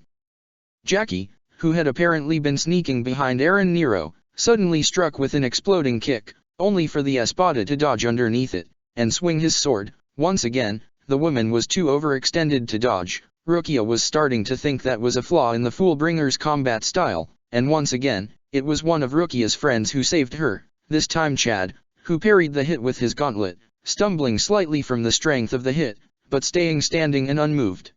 Even if his grimace made it clear that the hit to the head he'd taken before was still having effect on him. Jackie was already moving, which raised her estimation of the Fullbringer just a bit, since it seemed clear now that, this time at least, she had overextended on purpose so that Chad could block Eren Nero's sword and give her free room to strike.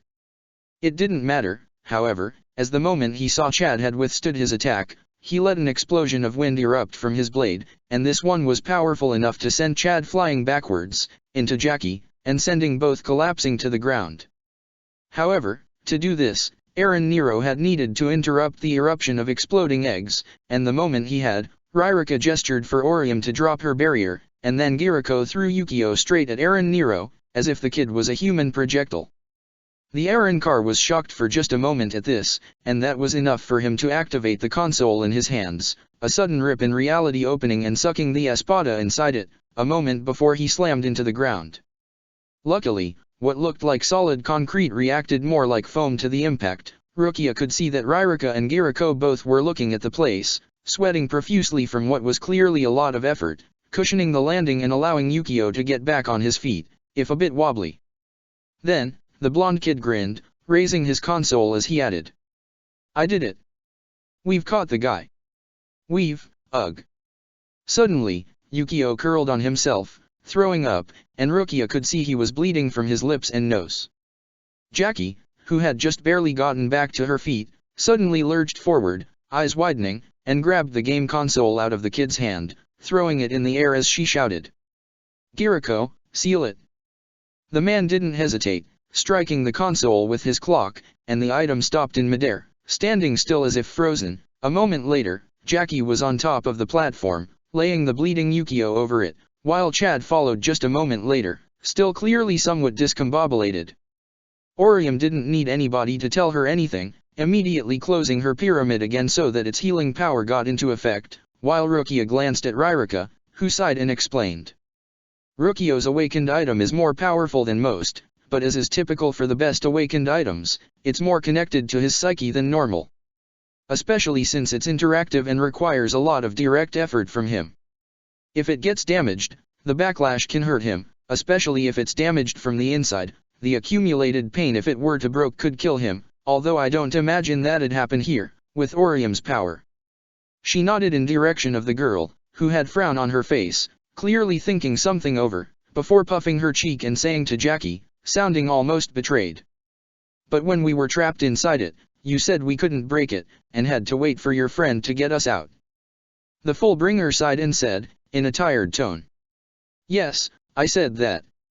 I lied, because I didn't want you to get out before the others were ready for it, or for Yukio to get hurt if you tried." The latter part of the sentence seemed to mollify Orium somewhat, but it suddenly raised the worry in Rukia, as she asked, hurriedly, "Wait, does that means the console can be broken from the inside, and Eren Nero could get free any moment now?" Ryrika grimaced.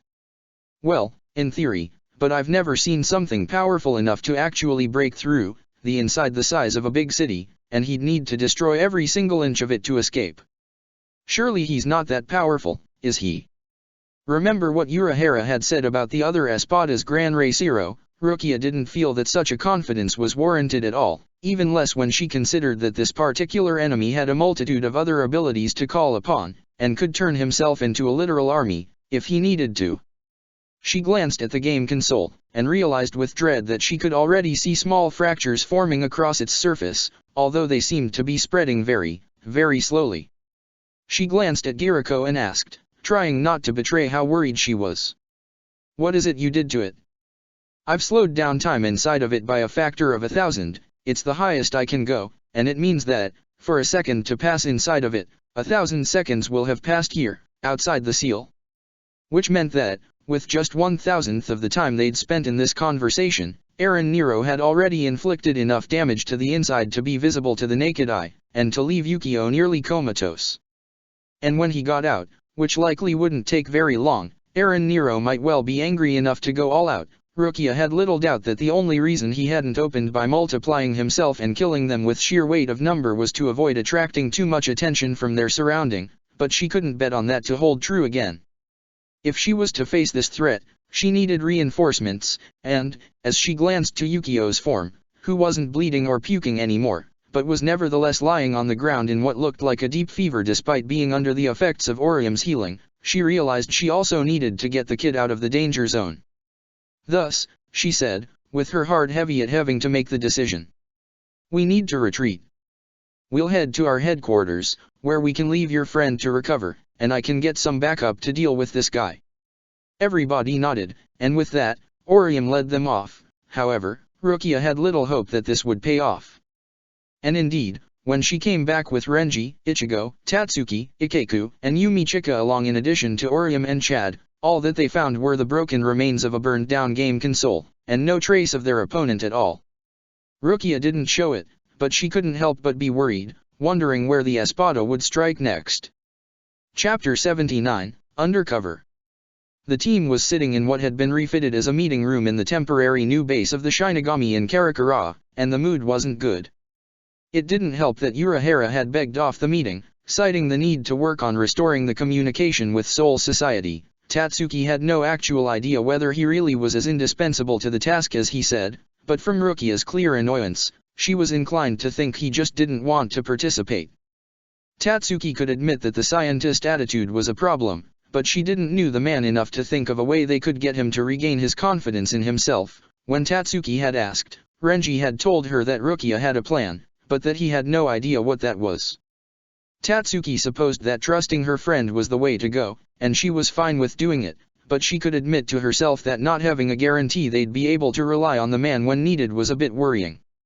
Still, Tatsuki wasn't about to let that get her down. Instead, they needed to deal with the new problem that a shape-shifting espada presented, and to do that, having a positive attitude was essential. So, once Rukia had finished relaying the whole encounter with Eren Nero in detail, Tatsuki was quick to speak up first, slapping her hands together and saying, in a determined tone, "Well, even if he's dangerous, he still can only take the look of people he has already killed. That means he can't be any one of us here, at least." Rukia grimaced, which made Tatsuki frown. She didn't think she had said anything wrong, but then Rukia went on to explain. "He can't right now, but if he manages to sneak up on any one of us, he could infiltrate the group without any of us being aware. And we can't even come up with a plan based on knowledge of specific passwords or anything like that, because he'd steal our memories as well, so whatever we planned for, he'd know." Ichigo nodded, then replied, in a serious tone. "That's just another reason for none of us to ever go anywhere on our own. As long as we're part of a group, we won't risk him replacing any of us without our knowledge, and if anybody gets attacked, they'd have somebody there to both help and raise the alarm." Tatsuki had to nod at that. Perhaps Ichigo's desire to avoid anybody from moving about without support wasn't as paranoid of a plan as she'd originally thought. At least, until Orium asked, sounding thoughtful, "Ichigo, didn't you say he can make many copies of himself? Couldn't he use those to pretend to be a group of people at once?" That caused everybody to go still at the possibility. It was a scary thought. However, Rukia's expression went thoughtful after a few moments, as if she was considering something, until eventually she commented, "Ichigo, you said he didn't use his ability to create multiple clones against you, right?" "That's right." "Why?" "Because he didn't use it against me, either, and I was just thinking that it's strange. It's not like it's the sort of energy-intensive attack that needs to be reserved as a finisher because it'd leave him exposed if it missed, and every other time we faced him, he was quick to deploy it. That he wouldn't simply open either of his fights with us using the ability doesn't match his usual combat style, at least from what we saw of him before." Ichigo frowned at that. "You think there might be some particular reason behind it?" "It's possible, but I'm not sure what." Ikeku spoke up then, frowning. "Maybe he just wanted the fight to be harder? You know, to have more fun with it." Tatsuki couldn't help but chuckle a bit at the suggestion, especially considering who it was coming from. Rukia didn't seem to think it was the right idea, either. Then Chad spoke up, sounding thoughtful. "What if he could not use the power as freely now as before?" When everybody turned toward him, he elaborated, in his usual serious tone. He mentioned many times that being turned into an Arrancar increased his power, but perhaps that increase was also marked with an increase in the cost of using the ability, so that applying it to many bodies became much harder than it was before the transformation. That sparked a memory in Tatsuki, and she leaned forward, a bit of her excitement at having figured out one of their enemy's weaknesses making it into her tone. "That makes perfect sense." "How so?" "Well, this Arrancar thing they have going on is a bit like being a Vizard, right? See, the powers of an Hollow who is inside one of us are also increased from their base state, but to use that augmented power, we need to be in the fully released state, which creates issues of control. Maybe the Arrancar have a similar problem." Ichigo frowned, then countered.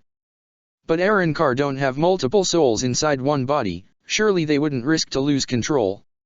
"All right, but perhaps then they need as much control as two people, so they can't keep up their use of their full power for long, or something like that." It'd give us a weakness to exploit, wouldn't it? Ichigo seemed surprised at the idea, but Rukia nodded, thoughtful. If you're right, it might. If nothing else, it's something to keep in mind when we next face one of them. That gave Tatsuki an idea, and she asked, letting her curiosity show. Do you think that this copying power would work correctly on Vizard like me and Ichigo? After all, we have multiple souls within us, maybe he wouldn't be able to copy both at the same time. Rukia visibly considered the point, but then shook her head and countered. I doubt it. He said he can copy Zanpakuto even without eating them, as a facet of the power of the people he's eaten. I imagine that a Vizard transformation would work the same way. Tatsuki frowned. That was disappointing, but then, it wasn't like she was planning to be eaten by the Arrancar anyway. It was just an attempt to raise people's spirit, which in hindsight, she should have probably left to Orium, as her friend was much better at that kind of thing. Still, Rukia at least seemed to have been spurned into some deep thought by her words, and eventually she went on to say. Although, it does makes me think, is it possible that interference from Eren Nero is why the Vizard were suddenly unwilling to cooperate with us? That left Tatsuki surprised, and she wasn't the only one, as Ichigo leaned forward with a frown. What do you mean? I mean that Aizen has Hirako prisoner, so he could have had Eren Nero eat and impersonate him, and approach the Vizard to tell them something that made them decide to interrupt negotiations with us. Tatsuki frowned. That wasn't what had happened, and if Rukia thought it did, she might come up with a bad plan. Tatsuki glanced around, and saw that the others seemed to think that Rukia's idea was a good one, and Ichigo even commented, thoughtful.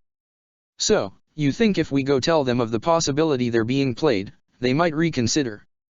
Well, it's worth at least a try, surely?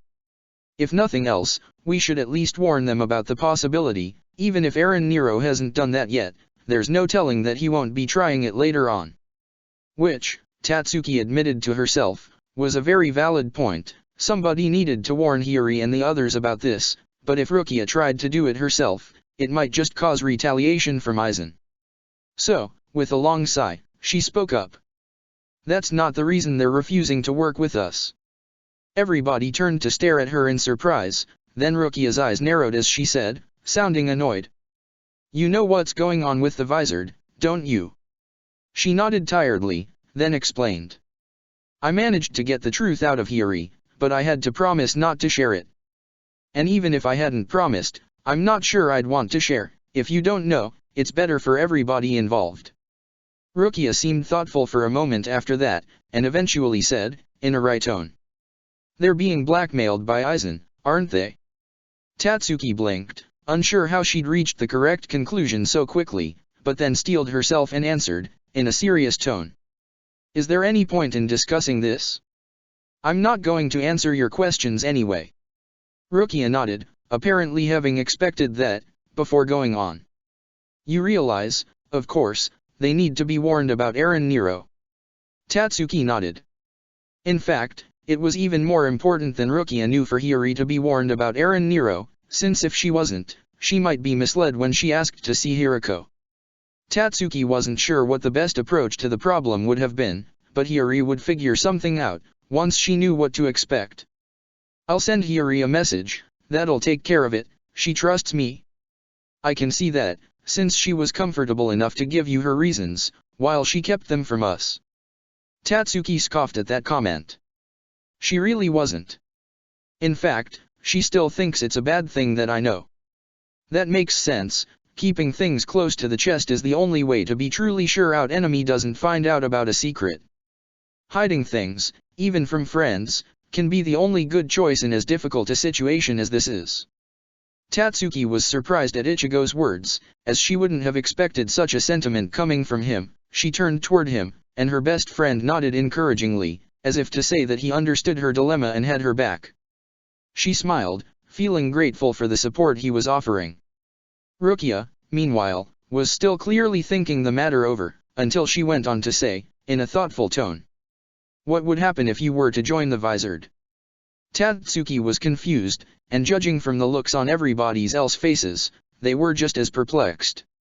Rukia clearly noticed as well, and went on to explain. If they're being blackmailed, then they're going to need help at some point. If you're there with them, you could gauge the best moment to contact us, and we might set up things so we have a way to exchange information between our groups without Eisen figuring it out, so that he can't carry out whatever threat he's using to blackmail the Vizard with. I didn't say anything about your guess being right, you know. Rukia smiled back wryly at Tatsuki's despondent tone. Of course. This is all guesswork on my part, nothing more. Tatsuki sighed, giving up on being able to persuade Rukia that she was wrong, and instead, said, in a tired tone. Let's say that I go along with this plan. How are we going to avoid Eisen finding out? Well, first of all we'll make a big show of you having a disagreement with me. Perhaps we can make everybody other than us believe that I decided to drop my attempt to join forces with them, as retaliation for their breaking ties with us, and you took offense and left us to help them. It's a likely story, don't you think? Rukia's expression turned serious as she glanced to everybody else in the room. Of course, this only works if the story is what everybody believe. No matter who you're speaking with, or how much you trust them, the truth of this is not getting out of this room. I need everybody to swear to it.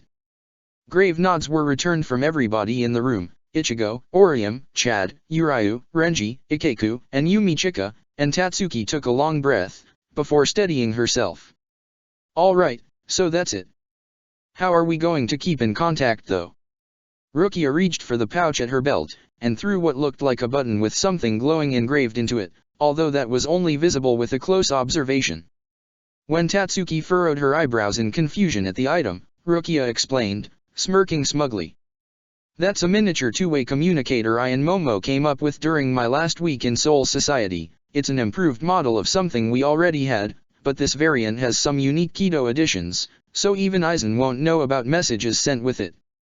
And, if needed, it'll allow me to send small items through it, sort of like a miniature dimensional gate, so if there's resources you need, just let me know. Tatsuki nodded, pocketing the item. She'd probably sew it to a jacket at some point later, to ensure she couldn't lose it. Meanwhile, Rukia looked around and went on. Right, so I guess that's as much as we can do about preparing for Eren Nero's next move. Is there anything else we need to discuss, before we let Tatsuki to her mission? Chad spoke up then, in a serious tone. The Fullbringer. We asked their help before knowing they were targets. Orium's eyes widened at that as she chimed in, sounding distressed. That's right. Ryrika and her friend aren't going to be able to keep watch for other people if the bad guys might come for them. Ichigo looked thoughtful at that, then said, not necessarily, which caused everybody to look at him, as he went on. We could go for a mutual help situation. I don't think my father would be happy to have the Fullbringer in our house anyway, he's had a negative story with them. But if they're close enough, then he could send a signal to call for help if somebody attacked my home, and they could send a request for help from him if they need it instead. He glanced at Rukia. If you have more of those communicators, we could spread enough, to ensure we all can call on each other when we need to. Rukia grimaced, but then her expression focused with determination. I haven't that many, since it's a new model. I could get more once the connection with Soul Society is up again, and when we do, I'll make that my priority, so we can go ahead with that plan.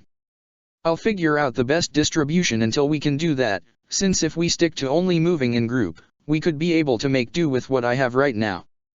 With that agreed to, Rukia nodded to Tatsuki, and she focused, trying to get in an angry, annoyed mindset to sell the idea that she had had a row with the Shinigami. She found the state of mind extremely easy to slip into, and it took her a moment to realize her inner hollow was encouraging it. Tatsuki doubted it was an effort to be helpful, and was far more worried the hollow might be planning to use it to take over Tatsuki's own mind. However, she had to take the risk right now. She got up with a sudden movement, almost sending her chair falling to the ground, and stomped to the door repeating fine. Fine. Fine. At increasingly higher volumes, then she opened the door, in the process unlocking the silencing Kido Rukia had layered on the room to keep their discussion private, then turned on her feet and shouted, in the same furious tone as she'd built up with her previous shouting. Fine.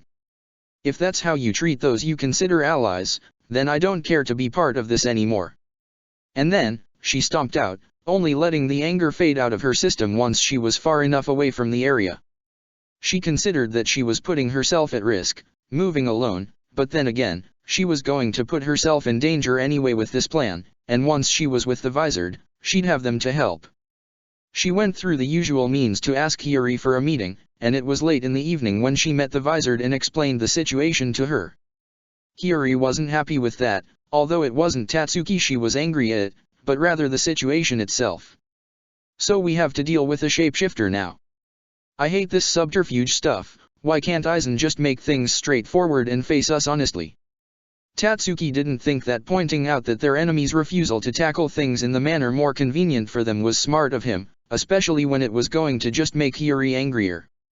Instead, she tried to calm Hiyori down by saying, in as hopeful a tone as she could manage, "Well, at least now that you know, you'll be able to keep an eye out for it, right?" "Maybe, but that's not the big problem here." Tatsuki, well aware of what Hiyori meant, nodded sadly as she said, "I know, it puts the plan in jeopardy, since they could use Eren Nero to impersonate Hiriko."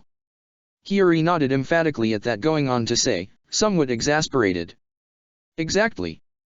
Our plan to get Shinji back requires that they lead me to wherever he's being kept, so I can learn how to get there and get an idea of the security measures. If they used this shapeshifter to make me believe I was meeting the real Shinji, but I wasn't, we might collect only faulty information. Or what if they replaced me and sent back the shapeshifter in my place to pretend everything was fine? In fact, they might just learn of our plans and use them against us if his powers really lets him stole memories like that." That was a valid worry, actually, and not one Tatsuki had thought about when considering the potential dangers Eren Nero's ability could pose to their friends. Still, with a moment of thought, the problem had a simple enough solution, although there really was no telling whether it'd work in practice. Nevertheless, it should at least help Hiyori calm down, so Tatsuki said, "We'll just demand that Eren Nero stay here, under watch by the rest of us, while you go to check on Shinji. After all, since the request will be for them to prove that Shinji is actually safe and sound, demanding that we keep an eye on the shapeshifter while we do is only fair, isn't it? They could still replace him later though." Tatsuki considered that objection, then countered, "Not if we hurry the rescue attempt through, we time it right, having it start the moment you're back to confirm the destination, we might be able to pull it off before they have the time to set up a replacement." Hiyori frowned, then conceded, hesitantly, "I suppose that could work, and it's better than doing nothing, at least." Tatsuki nodded encouragingly at that. "And, if they were planning on doing exactly this already, and have already had Eren Nero eat Shinji, then they'll be unable to meet the request, and we'll know immediately. Although, what do you think will happen, if that was their plan all along? They'll try to kill us then and there, probably. But hey, if it's gotta end up in a fight anyway, I'd rather we have it sooner than later. If nothing else, it'll give me a chance to even the score with that bastard." Hiyori shrugged, a determined cast on her features, and Tatsuki found herself nodding along, as the Vizard's emotions seeping through into her as well. "Right, since this time, if it comes down to a fight, we'll be prepared for it." As those words, the formed Shinigami looked up at Tatsuki, a frown on her face. "You've been saying we the whole of this conversation, but you're not going to be there when this whole thing goes down. We need to keep up the pretense that we never contacted you." Tatsuki let out a long breath, then steeled herself and answered, "I would much rather be there at your side." "What are you talking about?" Ulquiorra was clear on the consequences of telling anybody anything, and that included you. "What are you going to say if he sees that you're there?" "I've thought of that, and I've made everybody else in Rukia's group believe that I was angry with them for accepting your position of not being involved, and that I would get involved even if they didn't want to. I made a public scene and everything, so they'd believe it, and if the Espada try to investigate it, they can't find any trace of it. And, what, I am to tell him that since you decided to join us on your own, I told you everything." I don't think the guy was the type to accept technicalities as a justification for disobeying his orders. But that's the beauty of it, you don't need to disobey him at all. "What do you mean?" "I mean that we'll just pretend I don't know anything, in fact, let the other Vizard think that, too. Sooner or later the guy is going to show up, and then he can tell me himself, making his threats and everything."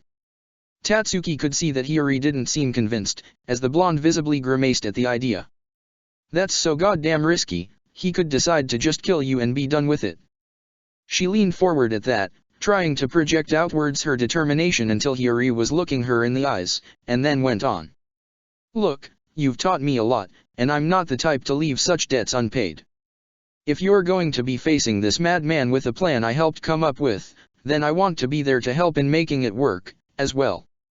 Hiyori seemed to deflate at that, but still managed to grumble out, as if mustering the last bits of opposition to the idea. It still feel like you're putting yourself in danger for us, and I don't like that. It goes against everything I was trained for. I'm of the 11th, I should be the one taking up risks for others. Tatsuki scoffed at that. It wasn't perhaps the best idea, as Hiyori immediately glared, as if thinking she was being dismissive of her concern. Still, Tatsuki didn't let her deter her, as she explained.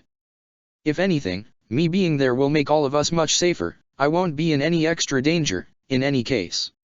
What, you think you're good enough to win where all of us failed? I knew you were full of yourself, but that's a bit much even for you, don't you think? Seeing as the other girl was grinning now, Tatsuki answered with a grin of her own. No, I just meant that I have a way to call in reinforcements, if the situation gets so bad that we need them. They won't know why or how, but Ichigo isn't going to leave me to dry, and after I went to save her, Rukia is obligated to help as well, should I ask? Then, she offered a superior smirk, laying as much fake arrogance in her tone as she could, and added, but also, yeah, I'm totally gonna kick the ass of the guy who defeated you all. I'm offended you'd think otherwise, actually. That was enough to draw a laugh out of Hiyori, as the last of her resistance collapsed and she joked back. I'll be sure to put you to the test then, to see if there's any substance to these boasts. I'm betting not. They both chuckled along at that, and then Hiyori motioned at her to follow as she asked, now more curious than worried. So, what are we going to tell the others? We can't let them know you're aware of the threat, if we want this thing to work. We'll just say I was worried about the shapeshifter and decided to inform you, against Rukia's wishes. That's true, after all, and it'll both give me a justification to be with you and a reason for you to ask about him when you make your deal, right? Yeah, that works. Hiyori grinned, elbowing Tatsuki's side as they went. For her own, Tatsuki just felt some elation at having managed to persuade the Vizard to let her join them. She herself wasn't fully sure that Rukia's plan would work, but it was the best way to both collect information on what exactly their enemies were trying to do, and to have the ability to call for support if Hiyori and her people needed it. As long as it was to help her friends, this was a risk Tatsuki was more than willing to take. Chapter 80, Teaser. As he returned home, Ichigo couldn't help but feel worried about Tatsuki's decision to go along with Rukia's plan. Even as he saw the advantages, it was still a big risk to take, and Tatsuki had something of a history of taking bigger risks than she was able to handle. He still trusted her, of course, especially since she said she'd learned her lesson about being careful after the fights in Soul Society, but Ichigo was still worried that she might miscalculate the potential risks. And with the kind of enemies they were fighting now, a single mistake could cost them more than they would be able to afford. Thus, even as he tried to push the worry away, he couldn't help but still show some of it, which Shukuro noticed, and was quick to comment on. Something went wrong. Ichigo nodded vaguely, and Shukuro sat next to him, patting him on the shoulder before asking, in a comforting tone. Want to talk about it?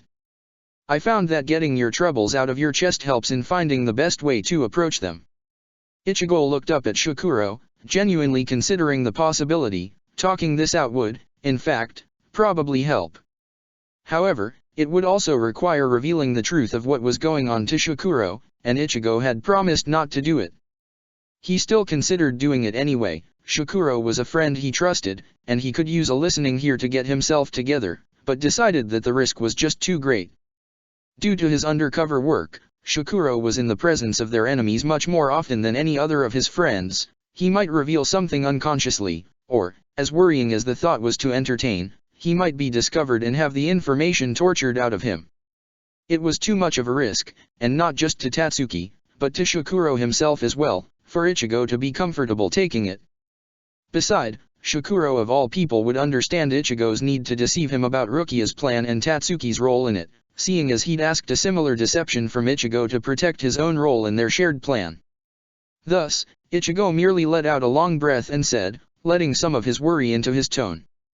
Tatsuki and Rukia had a falling out when Rukia said that, since the Vizard are so determined to cut ties with us and refuse to help against Aizen, she wanted us to ignore them entirely and focus on just hunting the Espada down.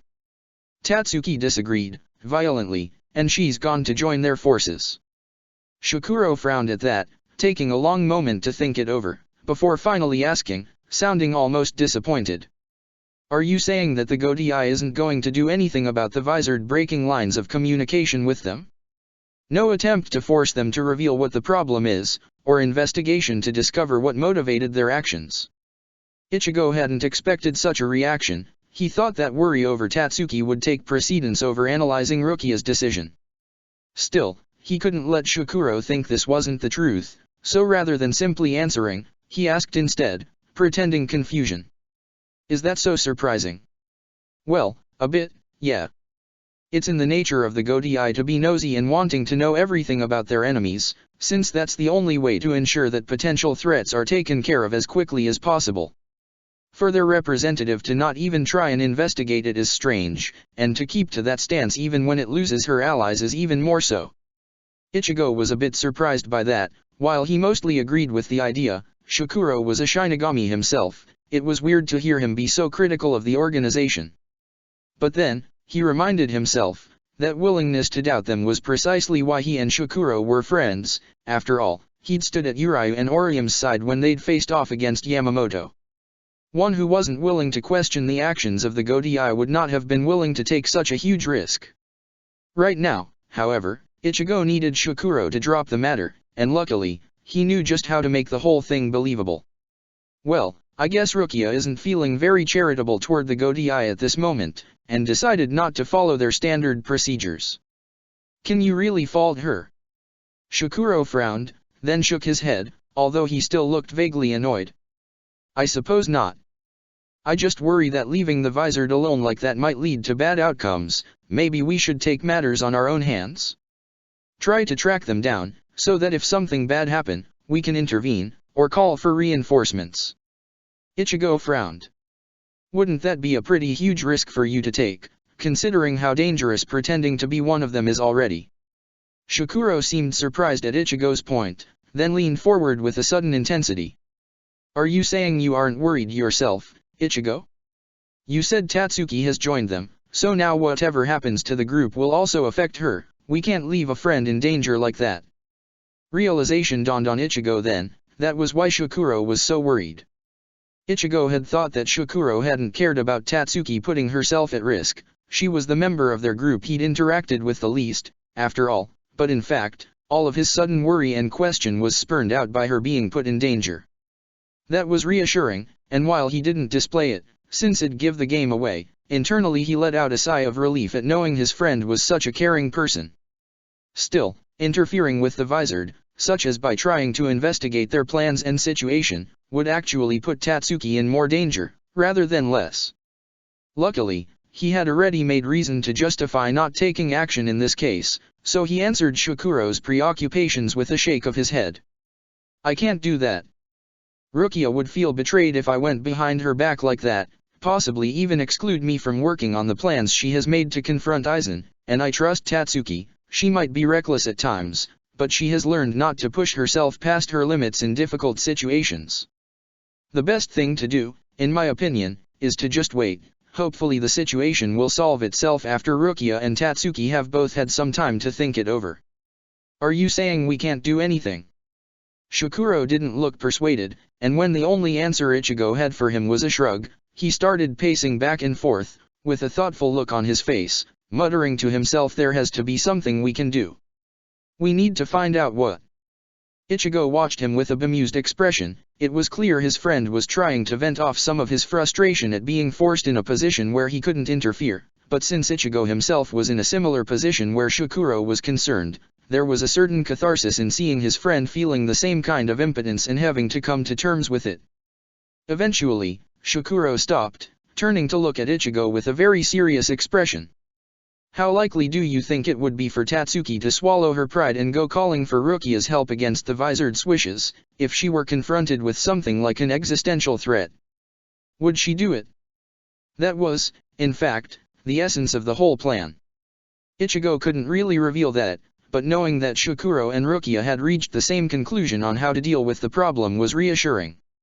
If he wanted Shukuro to drop the matter, he had to give him something that would soothe his worries, without revealing that Rukia had planned things that way.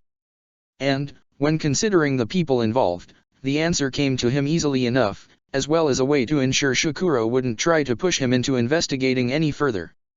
She might not want anything to do with Rukia, but if things are desperate enough and she has the chance to, she might contact me, or Orium, or perhaps Chad or Urayu. So long as we don't piss off Rukia, we would be able to talk her into helping then, if the situation called for it. Shukuro seemed to deflate at that, letting out a long breath as he said I see. He had stopped pacing, and after a moment, he dropped himself into a chair, thinking matters over before commenting. You're the one she's more likely to contact, isn't it? Ichigo was surprised by the comment, then answered. Well, either me or Orium, I guess, she's been friend with us much longer. Why? Shukuro let out a tired breath. I was just thinking how prone you are to getting into trouble, and what would happen if Tatsuki reached to you for help only for you to be already embroiled in trouble of your own. Ichigo shrugged, that seemed like a very silly concern to him. We'd figure something out, that's what we do. So you won't be diving headfirst into trouble if it comes knocking, is that what you're telling me? Ichigo chuckled at Shukuro's fond smirk, and answered with confidence. Don't worry so much, whatever comes my way, I'll survive it. Oh, I know you will, you have friends looking out for you that'll ensure it, no matter how prone to taking stupid risks you can be. I just wish you'd make their job easier, is all. Hey. I only take risks I think I need to take, and I can get by on my own just fine. Ichigo had let a little bit of mock outrage in his voice, even if he wasn't really feeling it, and Shukuro laughed openly in response. It was nice, knowing he could count on his friends to be on his side, even if the idea that they thought he was prone to taking stupid risk wasn't something he'd have expected. He was just about to ask Shukuro what he meant by that, try to figure out if he could placate his worries, when his alarm clock started up, causing Shukuro to ask, curious. What's that? Ichigo turned the thing off, then answered as he got up. It's telling me it's time to go at my meeting with Urayu and his friend, see if we can't get the Quincy to work with us, and also follow that lead you gave me about the area the Espada want to keep us out of, see if we can discover something of what Aizen is planning. Shukuro nodded, although a bit of worry entered his expression. I understand. Do try to be careful, yes. Of course, you can trust me. His friend nodded, but he still seemed somewhat troubled. Perhaps, Ichigo thought, this was what he'd meant, not so much that the risks he took were stupid, but more that, when something risky had to be done, he tended to take it on himself rather than leaving it to one of his friends. If that was the case, however, Ichigo wasn't sure he would consider it a flaw, it was just his way of being there for those he cared for, and what was the point of calling somebody your friend if you weren't willing to be there for them when they needed it? Ichigo shook his head, pushing the thought away as he left home and headed for the meeting point with Urayu and his Quincy ally, trying instead to think of how best to prepare himself for the challenge ahead. After all, while having the meeting in an area they knew the Espada wanted to keep people out of was very likely to lead them to finally understand what Aizen had sent his minions to Karakura for, it naturally comported the risk of having to face off against an Espada, and going by Shukuro's information, this one, unlike Eren Nero, actually had minions working for her. In truth, Ichigo wasn't sure if the plan would work, after all, it was somewhat shaky, and sort of relied a lot on the enemies behaving like they expected to. The biggest hope was that, just by being in the area, either Ichigo or Urayu's sensory abilities would pick up on the Espada's presence, since hollows of their power should not be able to escape an extended search. However, Ichigo hadn't forgotten that Eren Nero had sneaked up on both him and Rukia without either of them knowing until the Espada was within fighting range. While there was no telling whether this Sirachi was similarly stealthy, it was entirely possible that Eren Nero simply had some power from one of his previous victims that would have helped him with going unnoticed to scans. It was possible that being stealthy was just an aspect of being an Eren Car. Which was why, if they couldn't track the enemy down, Urayu was planning to use one of his hollow baits, one he'd spent the last week preparing specifically for the situation, which would leave a flare of riot so comparable to what a Shinigami captain unleashing his Bankai would feel like. Hopefully, that would prompt the Espada to investigate, so that Ichigo and Urayu could interrogate her during the fight and figure out what it was that people should have been kept away from. I still think the risk of the Espada simply running away when confronted with the possibility of a captain suddenly being stomping on their ground is something you should have a plan for. Ichigo sighed at Zanjitsu's comment. The Zanpakuto was currently not very happy with Ichigo, in part because of him having not found a valid counter to the objection, but having decided to go ahead with the plan anyway. That was probably why Zanjitsu hadn't really spoken much to him last week. Still, Ichigo thought that the reaction was a bit excessive. It's not. You really should have prepared for the possibility that your enemy will not do what you want. Look, according to Shukuro, none of the Espada, and especially not the one we'll be facing, are the type to escape if presented with a target like a captain. Counting on the intelligence a friend collected when formulating a plan isn't incautious, it's just another way to rely on my friends. I thought that was one of the things you wanted me to do, learn to rely on others. I do, but that doesn't mean you shouldn't consider the possibility that one of your friends made a mistake. Learn from them and accept their help when offered, yes, but if you don't question their actions and motives, if you don't honestly acknowledge their faults, you won't be able to distinguish the good lessons from the bad ones. Not to mention, you won't be able to keep them safe from what trouble those faults might cause. And what is it you think Shukuro's fault is, that I'm ignoring? His overconfidence. He's too sure of himself and of the information he's collected, and that level of certainty in the accuracy of his own information-gathering abilities is unwarranted. All it would take is for somebody to have misled him, not even because they discovered or suspected their affiliations, just because they are the type of person that enjoys misdirecting even their allies, like Jinichimaru, and your whole plan could fail, and with it the best chance of learning what your enemies are planning. Ichigo let out a long breath at that, and Zanjitsu could obviously read how annoyed and tired the whole tirade had left him, as he broadcasted his own annoyance back at Ichigo in return. While Ichigo could see Zanjitsu's point, he thought he was overstating the matter. Besides, when called upon to provide his own opinion, Shiro had agreed with Shukuro's reading. Trusting the hollow also isn't a good idea, Ichigo. That was answered by Shiro's dark laugh, as the inner hollow inserted himself in the conversation. You realize, of course, that I could have made myself much more of an hassle than I have if I'd wanted to put the boy in danger, right? You no longer have the Hujioku to keep me in check, it's only my willingness to stay on good behavior that is keeping me from trying to take his body over. And I don't trust that good attitude to be honest one bit, hollow. Trust what you will, I care little for what a thing purposefully created to slaughter my kind thinks. To mislead the boy when asked for an opinion would be a waste of my time. I wasn't lying when I said that I wouldn't back down from this kind of challenge, and nor would any other hollow worthy of command. You don't get to be a powerful hollow by running away from strong challengers, you get to be a powerful hollow by eating those challengers. The moment the boy dangles his bait, the Espada will come running, you'll see, and I'm looking forward to humbling them. The fact you're an idiot doesn't necessarily imply that all of our enemies will be as well, it just proves that your judgment is not to be trusted. Ichigo sighed, as the Shiro's arrogant smugness and Zanjitsu's annoyance clashed in his mind in a manner that could have easily led to a migraine, had the two spirits not been willingly limiting their emotionality specifically to keep from overtaxing him before a likely fight. Even with that, however, it was still a bit of a bother. He tried to look for something that could calm them both down, and eventually settled for saying, in a peaceable tone, "Look, I get it, I really do. But you didn't have a way for us to find them out either, did you, Zanjitsu? We'd just be left with having to explore the entire neighborhood with no idea what to look for. How would that be better than simply trying with the bait? Because you wouldn't then be risking that an actually smart Espada calls on his allies, and you end up having to face all four of those Shukuro has identified as being in town, along with all of their fractions, with only Urayu and an unknown Quincy for backup. Do you think you would win that fight?" Ichigo had to admit that those sounded like terrible odds.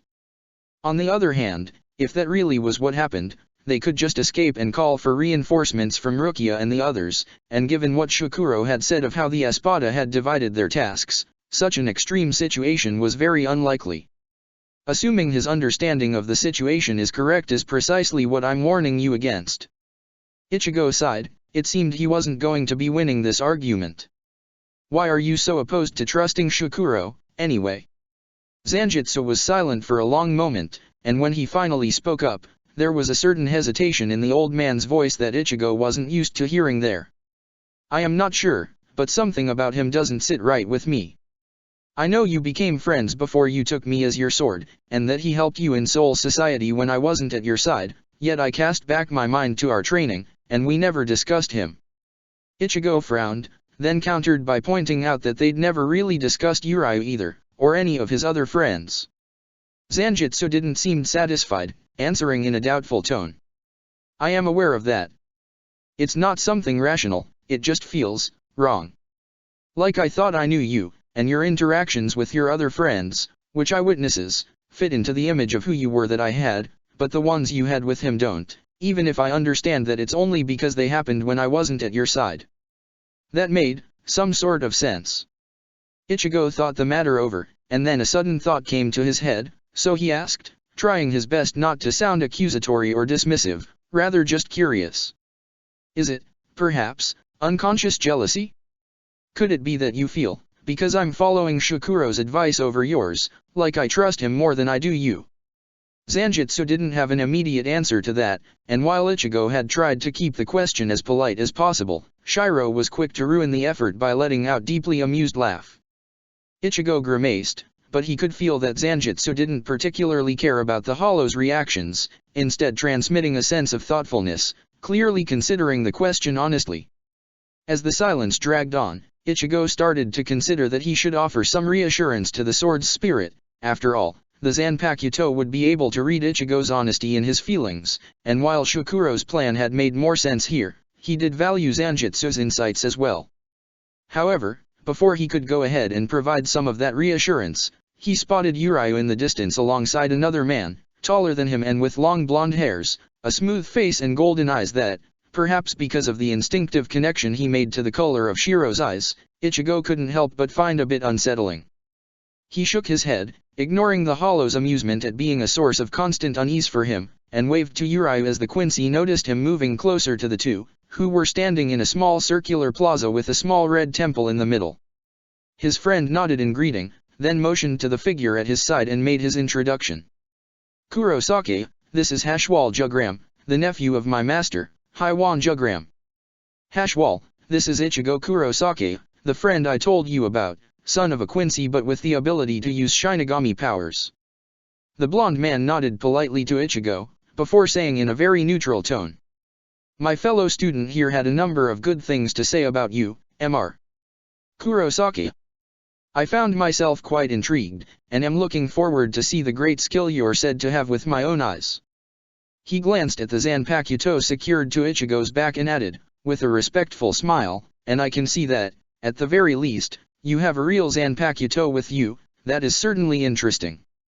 The idea of being used as some sort of freak show for the Quincy to marvel at was still annoying to Ichigo, but he didn't let that show on his face, instead pushing the thought aside as he focused on the much more important situation at hand. And, if nothing else, the man's look and the manner in which he spoke had been nothing but polite so far. So, Ichigo simply nodded before replying.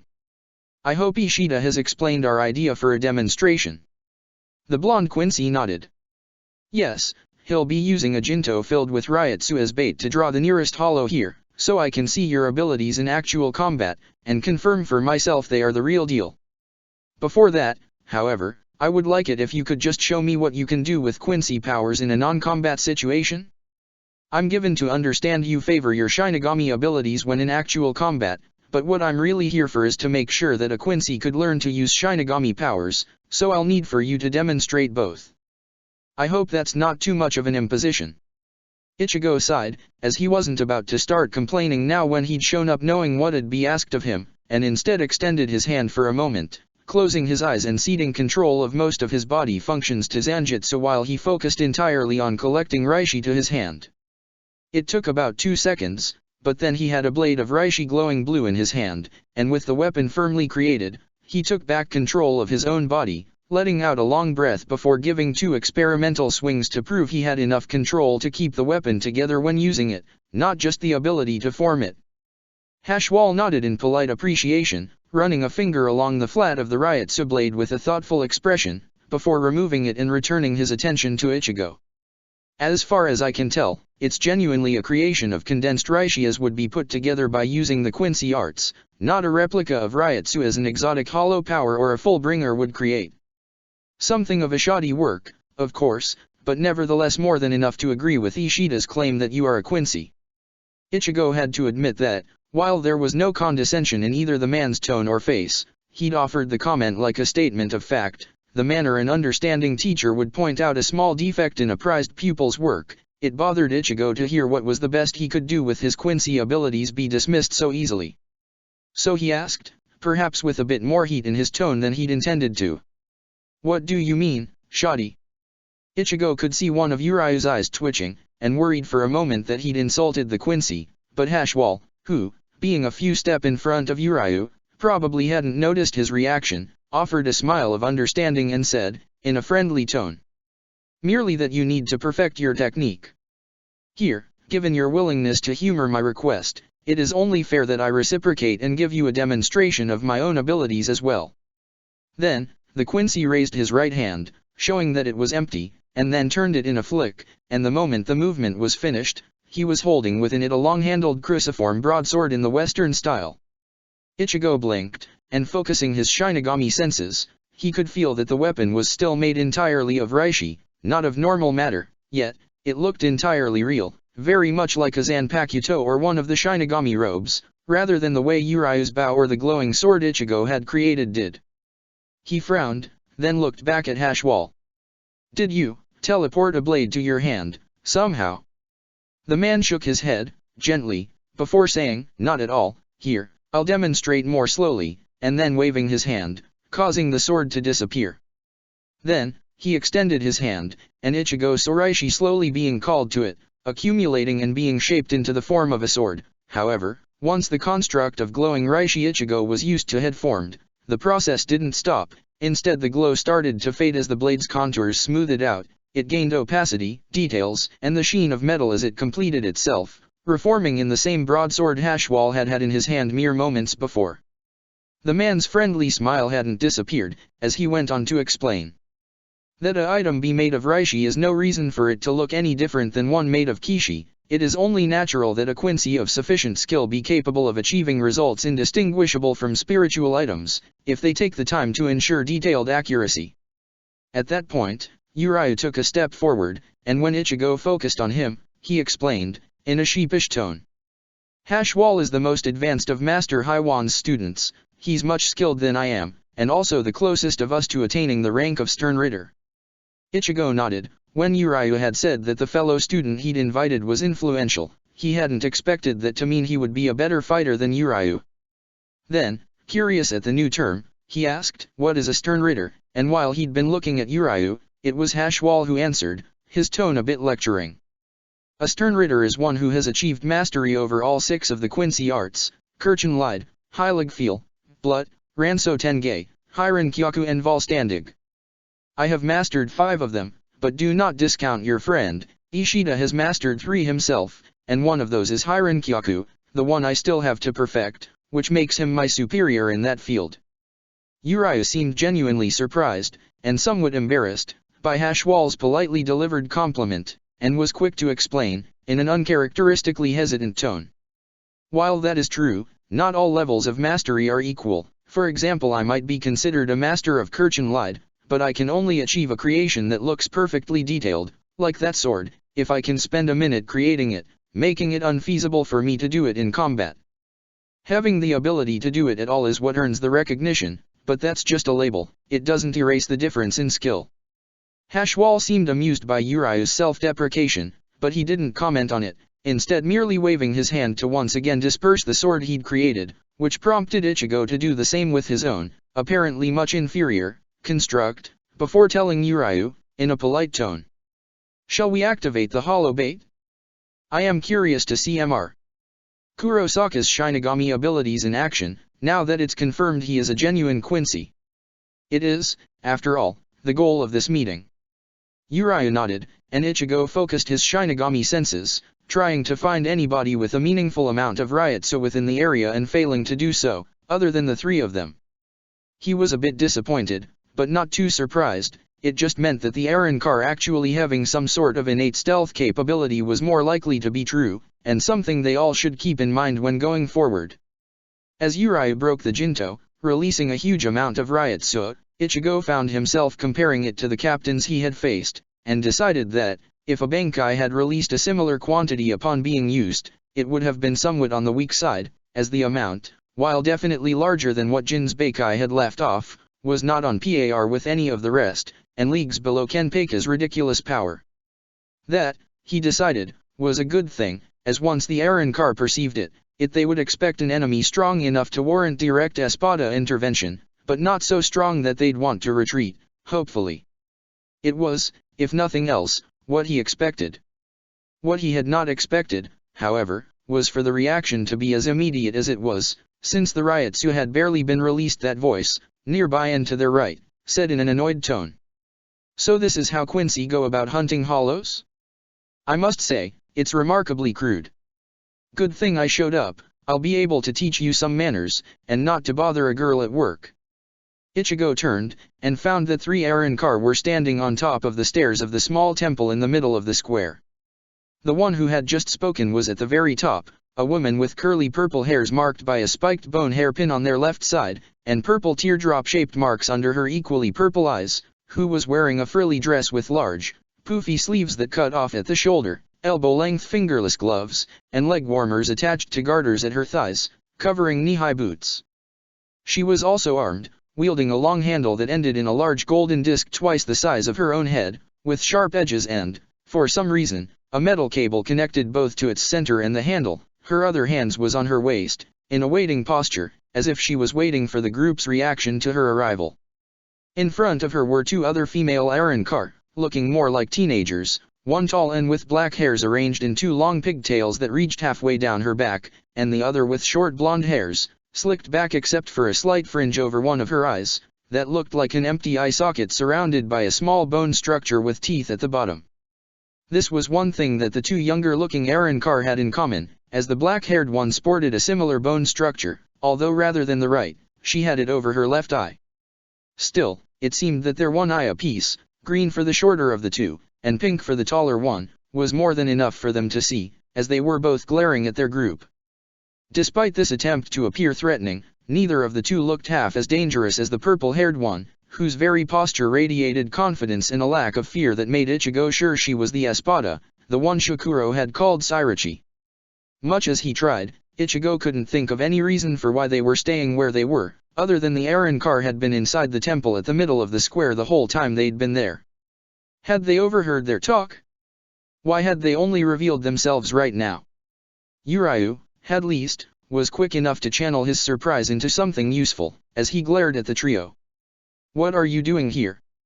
The Espada scoffed at the question and countered, sounding offended. My lord's bidding, which are none of your business. I'd ask what you're doing here, instead, hunting for me, perhaps.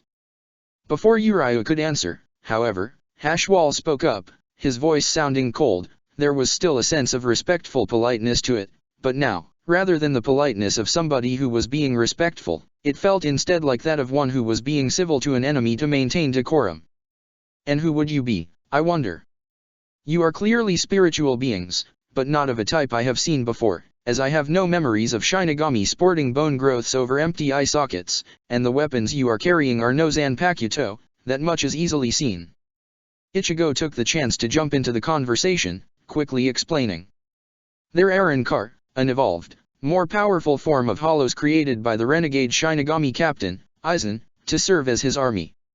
We knew they were in town, but had no idea they would be in this place.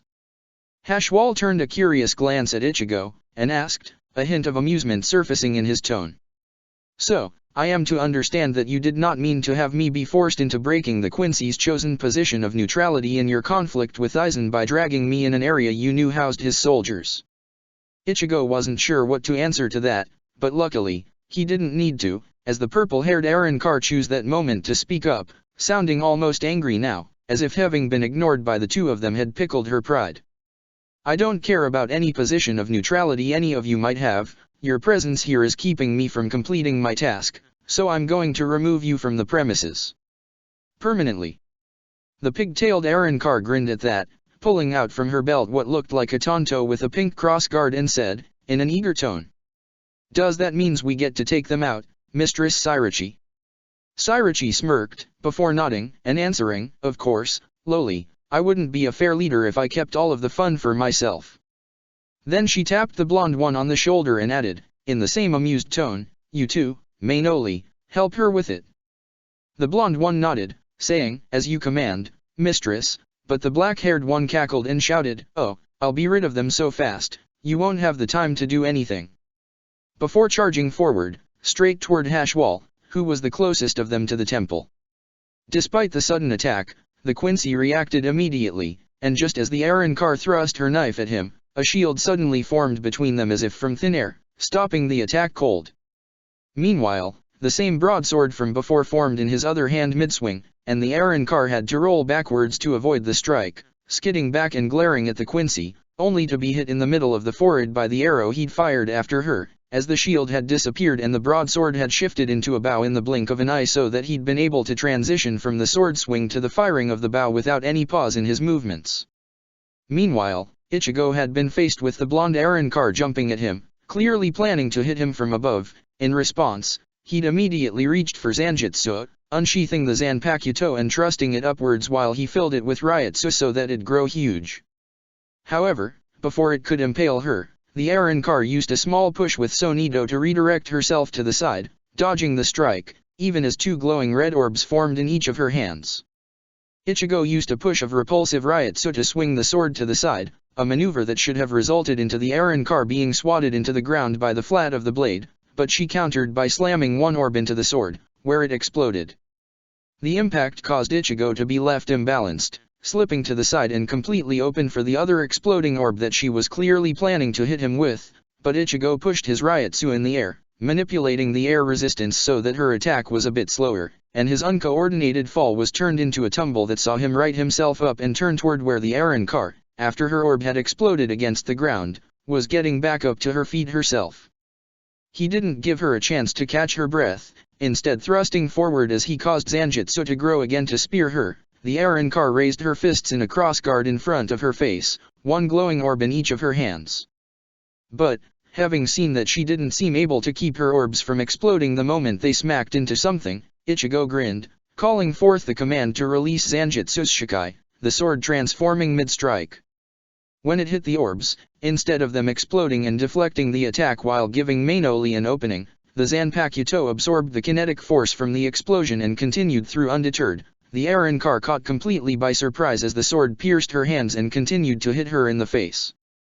Despite having been a straight hit, the blade didn't pierce. Instead, the power of the impact from the large, growing sword sent Mainoli flying a brief distance backwards before smashing into the ground. I could feel that her hands had less give on the back than they had on the palm, and the forehead was harder still. It felt like the hardness of her skin was changing as I was striking, almost as if she was somehow making it thicker as I went. Ichigo took a moment to consider what that could mean, then remembered Eren Nero's words about their new bodies being empty shell and had the realization that the Arrancar had to have some control over their shells, at least enough to make their bodies harder against attacks and to sew them together when damaged. However, it was something that took skill and control, meaning a surprise attack might be able to get past it, and if the extra hardness was really achieved by adding material to make the skin thicker, then was the materials for it being taken from other portions of their body, so that they had to weaken a part of it to strengthen another? And why would they even need it, when regeneration was one of the things that every hollow already had? He pushed the thought away, having to focus on the fight right now, but made a note to Zanjutsu to pay attention to what the Arrancar bodies would feel like if he managed to land another hit, to which the Zanpakuto agreed with an almost eager tone, as if wanting to learn as much about Arrancar as he could. Meanwhile, Ichigo surveyed the battlefield, and found that the pig-tailed Arrancar, lowly, was currently on the run from Hashwal's arrows, which were littering the battlefield rather than disappearing after being shot the way Uriu's were. Ichigo's friend was moving around on one of his Hiran Kyoku sleds and firing arrow after arrow, but the Espada was walking on air somehow, often using Sonito to reposition herself whenever one of the glowing blue arrows got anywhere close to her. It almost felt like she was toying with her.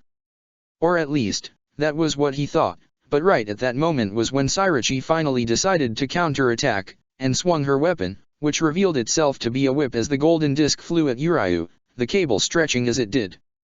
Uryu ducked underneath, before springing back to his feet and aiming his bow at the espada, unaware that the disc, without any visible movement of the cable or even the espada's arm, was suddenly reversing course and about to strike Uryu in the back.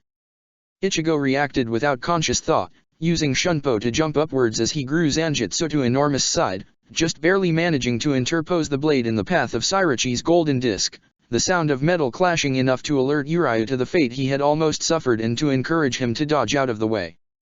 The two blades clashed for a moment, the disc impossibly continuing to spin on itself like a saw, although Zanjutsu's edge held against it.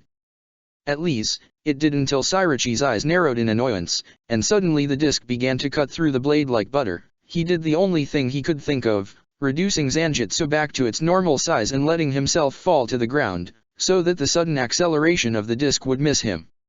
However, before the weapon was halfway through its path, it suddenly swung to the right, toward the temple where Uryu had been charging up a larger arrow. However, the attack wasn't aimed at him, but rather it struck the large wooden column of the temple, causing them to collapse on top of the Quincy, who had to fire his projectile at them to protect himself, instead of being able to shot it at Sairachi like he'd planned to.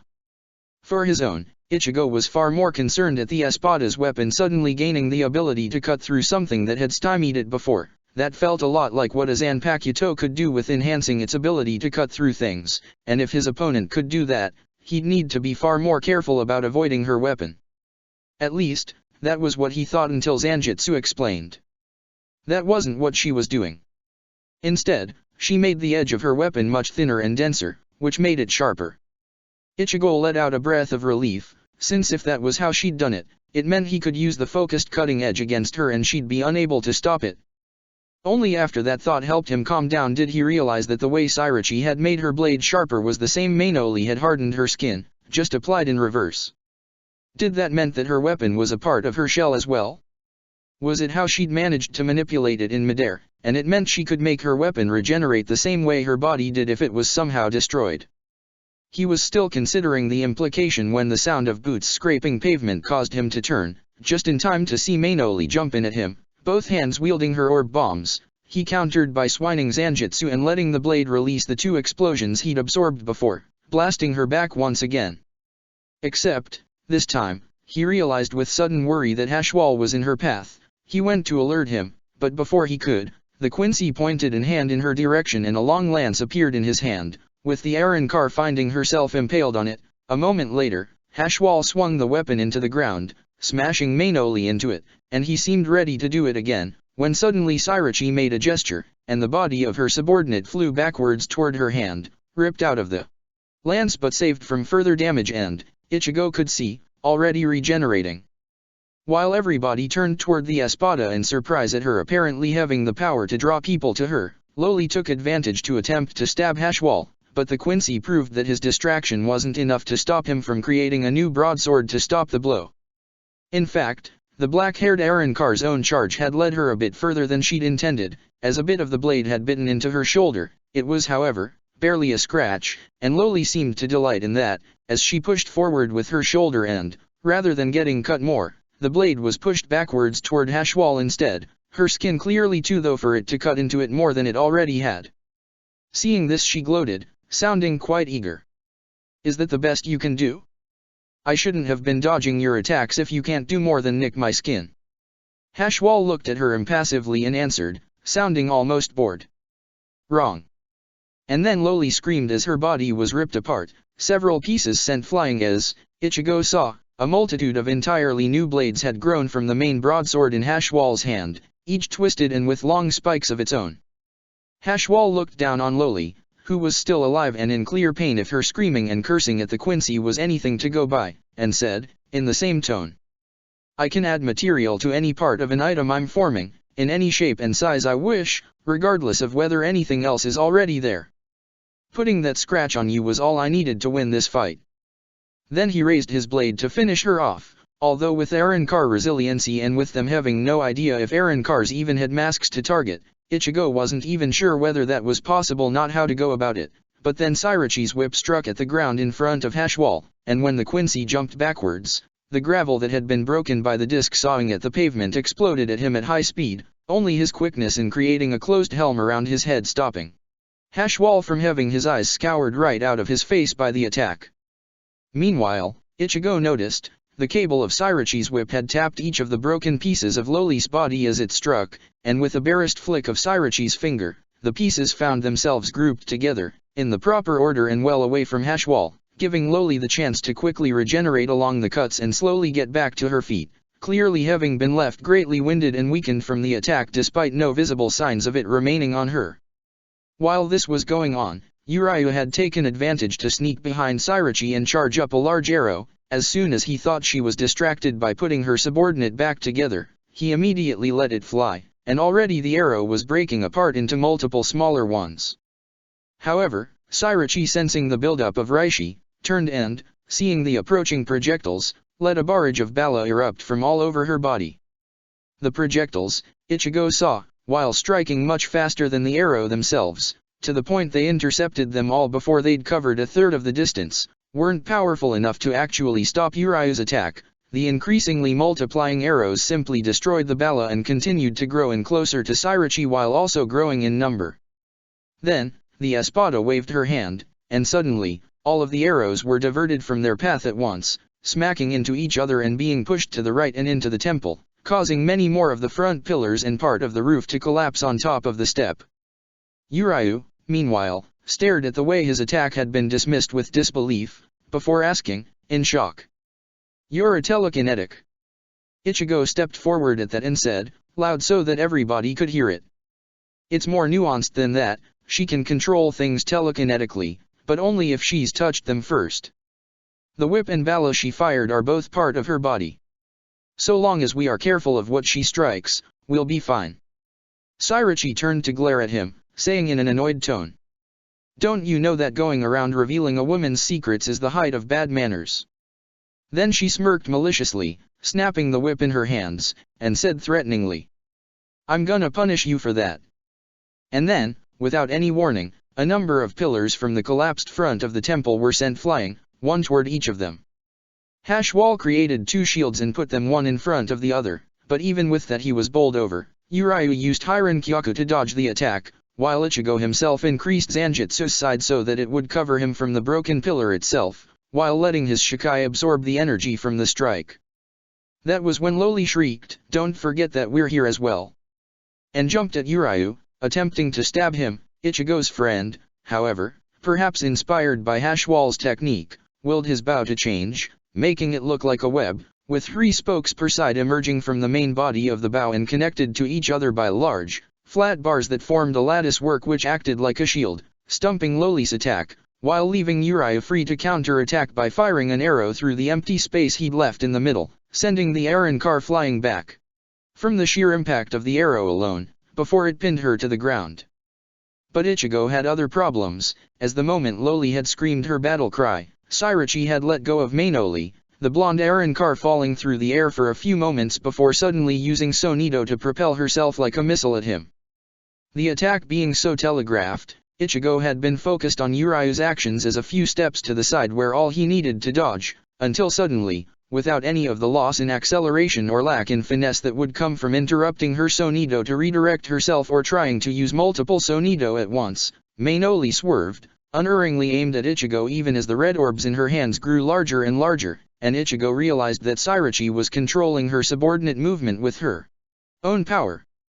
He went to swing Zanjutsu to blast her back instead, but just before his Zanpakuto could connect, the swing suddenly reversed itself without any input from Ichigo and, he could feel it, to the complete surprise of Zanjutsu himself, the sword ripped from his hands and only a quick use of Hakuta to wrap himself in determination saving him from taking both exploding orbs head-on.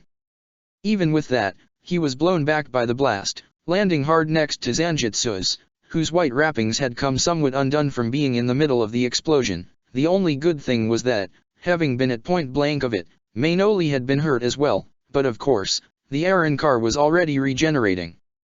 He could do it as well, of course, but he wasn't sure he wanted to tap into Shiro with Hashwall there. It was the whole reason he hadn't brought Getchuga along, and while the Quincy was currently just slowly getting back to his feet and looked somewhat confused, Ichigo didn't want to risk it, especially since the situation wasn't that grave yet.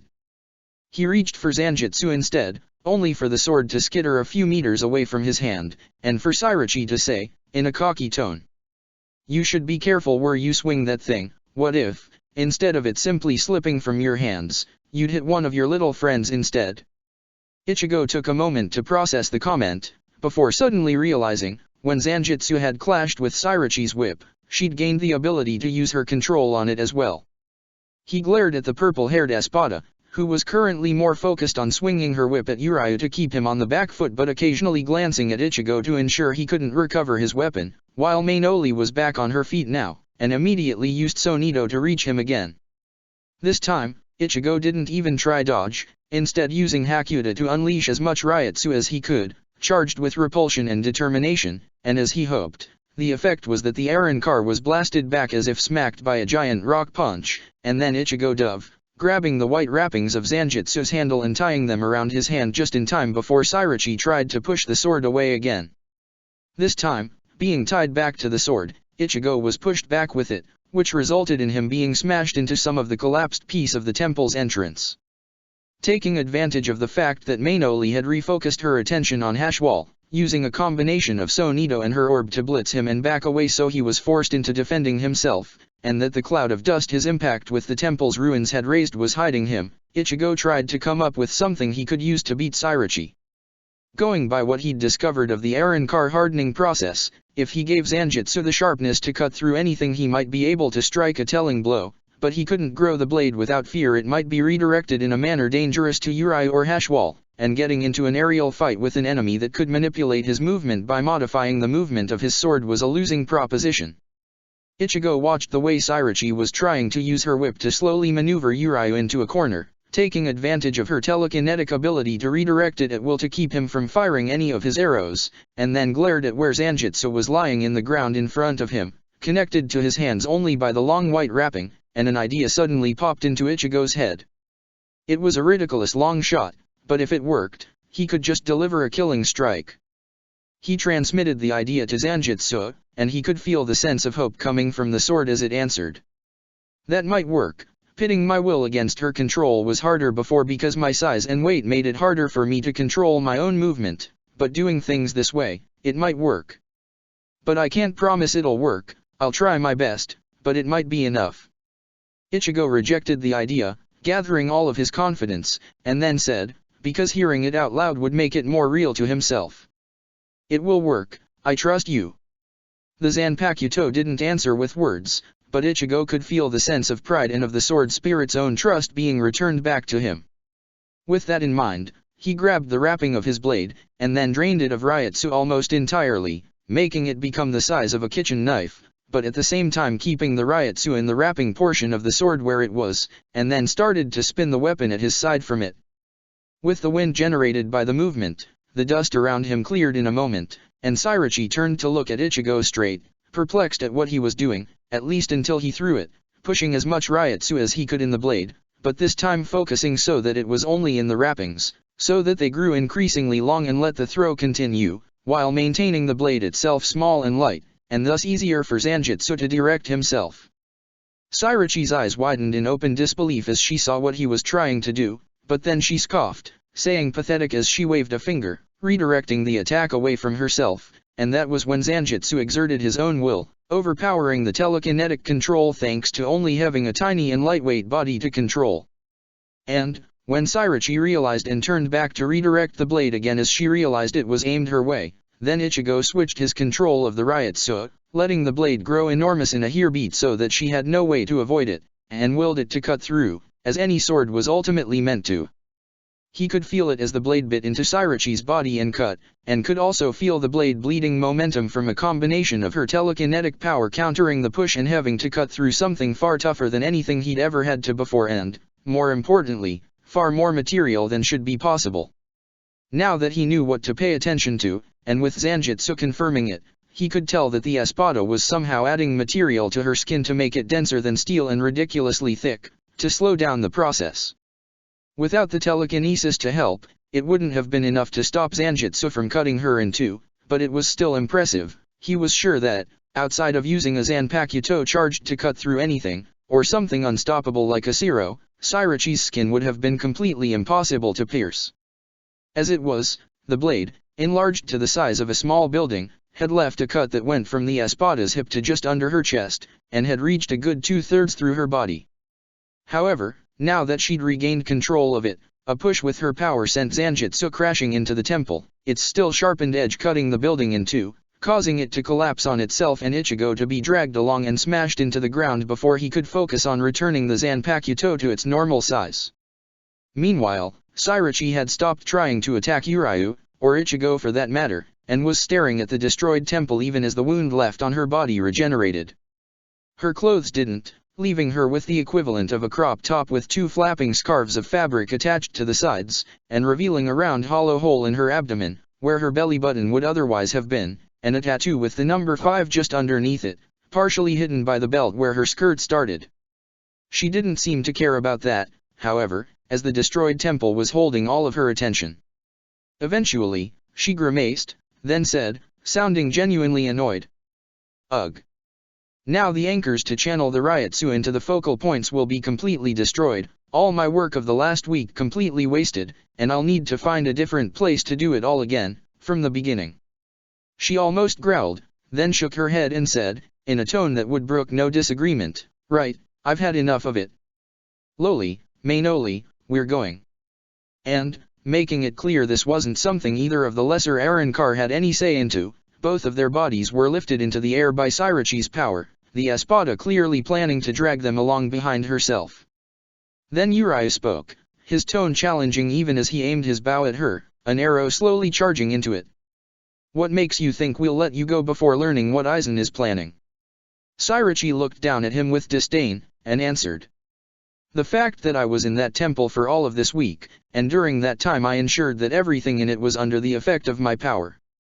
And then, the entire temple, or at least the many debris and rubble that constituted what was left of it, moved in what Ichigo could only describe as an horizontal collapse, investing the 4 of them before they had the time to do anything more than use their defenses, blood for the Quincy, Hakuta for Ichigo, to ensure the sheer impact of the attack wasn't enough to kill them. By the time they managed to dig themselves outside of the debris, the Arrancar were gone. However, Ichigo noticed that none of them seemed in particularly bad conditions. When Ishida apologized for dragging him into their fight, Hashwal even smiled and replied, his tone an understanding one. "You aren't the one who attacked, they were, and considering how aggressive they are, I can better understand why you would want us to take action against them." Then he turned toward Ichigo and added, sounding genuinely grateful, "And your demonstration of your Zanpakuto's ability to change size was very effective, Mr. Kurosaki. I'd never seen a Shikai in action before, and it was very instructive of its potential." Ichigo didn't bother correcting the Quincy and explaining that the resizing wasn't his Shikai. He could understand how it might come across that way to an external observer, and if that was enough to persuade more Quincy to join forces with them against Aizen, it would be worth it. Before leaving, especially since it wouldn't be long before somebody showed up to check what all the destruction had been about, Ichigo took the time to give a look at the ruins, and he managed to find what looked like some sort of structure that had clearly not been part of the original temple. Sadly, it was too destroyed for him to tell anything about what it could have been or what purposes it might have been meant to serve, but Ichigo resolved to drag Rukia and Urahara to examine the place later on. This might just be the piece of evidence that finally allowed them to figure out what Aizen was planning, and the sooner they managed to do that, the sooner they would be able to stop him. Overall, even with all the destruction and Sairachi escaping, Ichigo couldn't help but feel that this had been a victory. Check the description for the links to the author.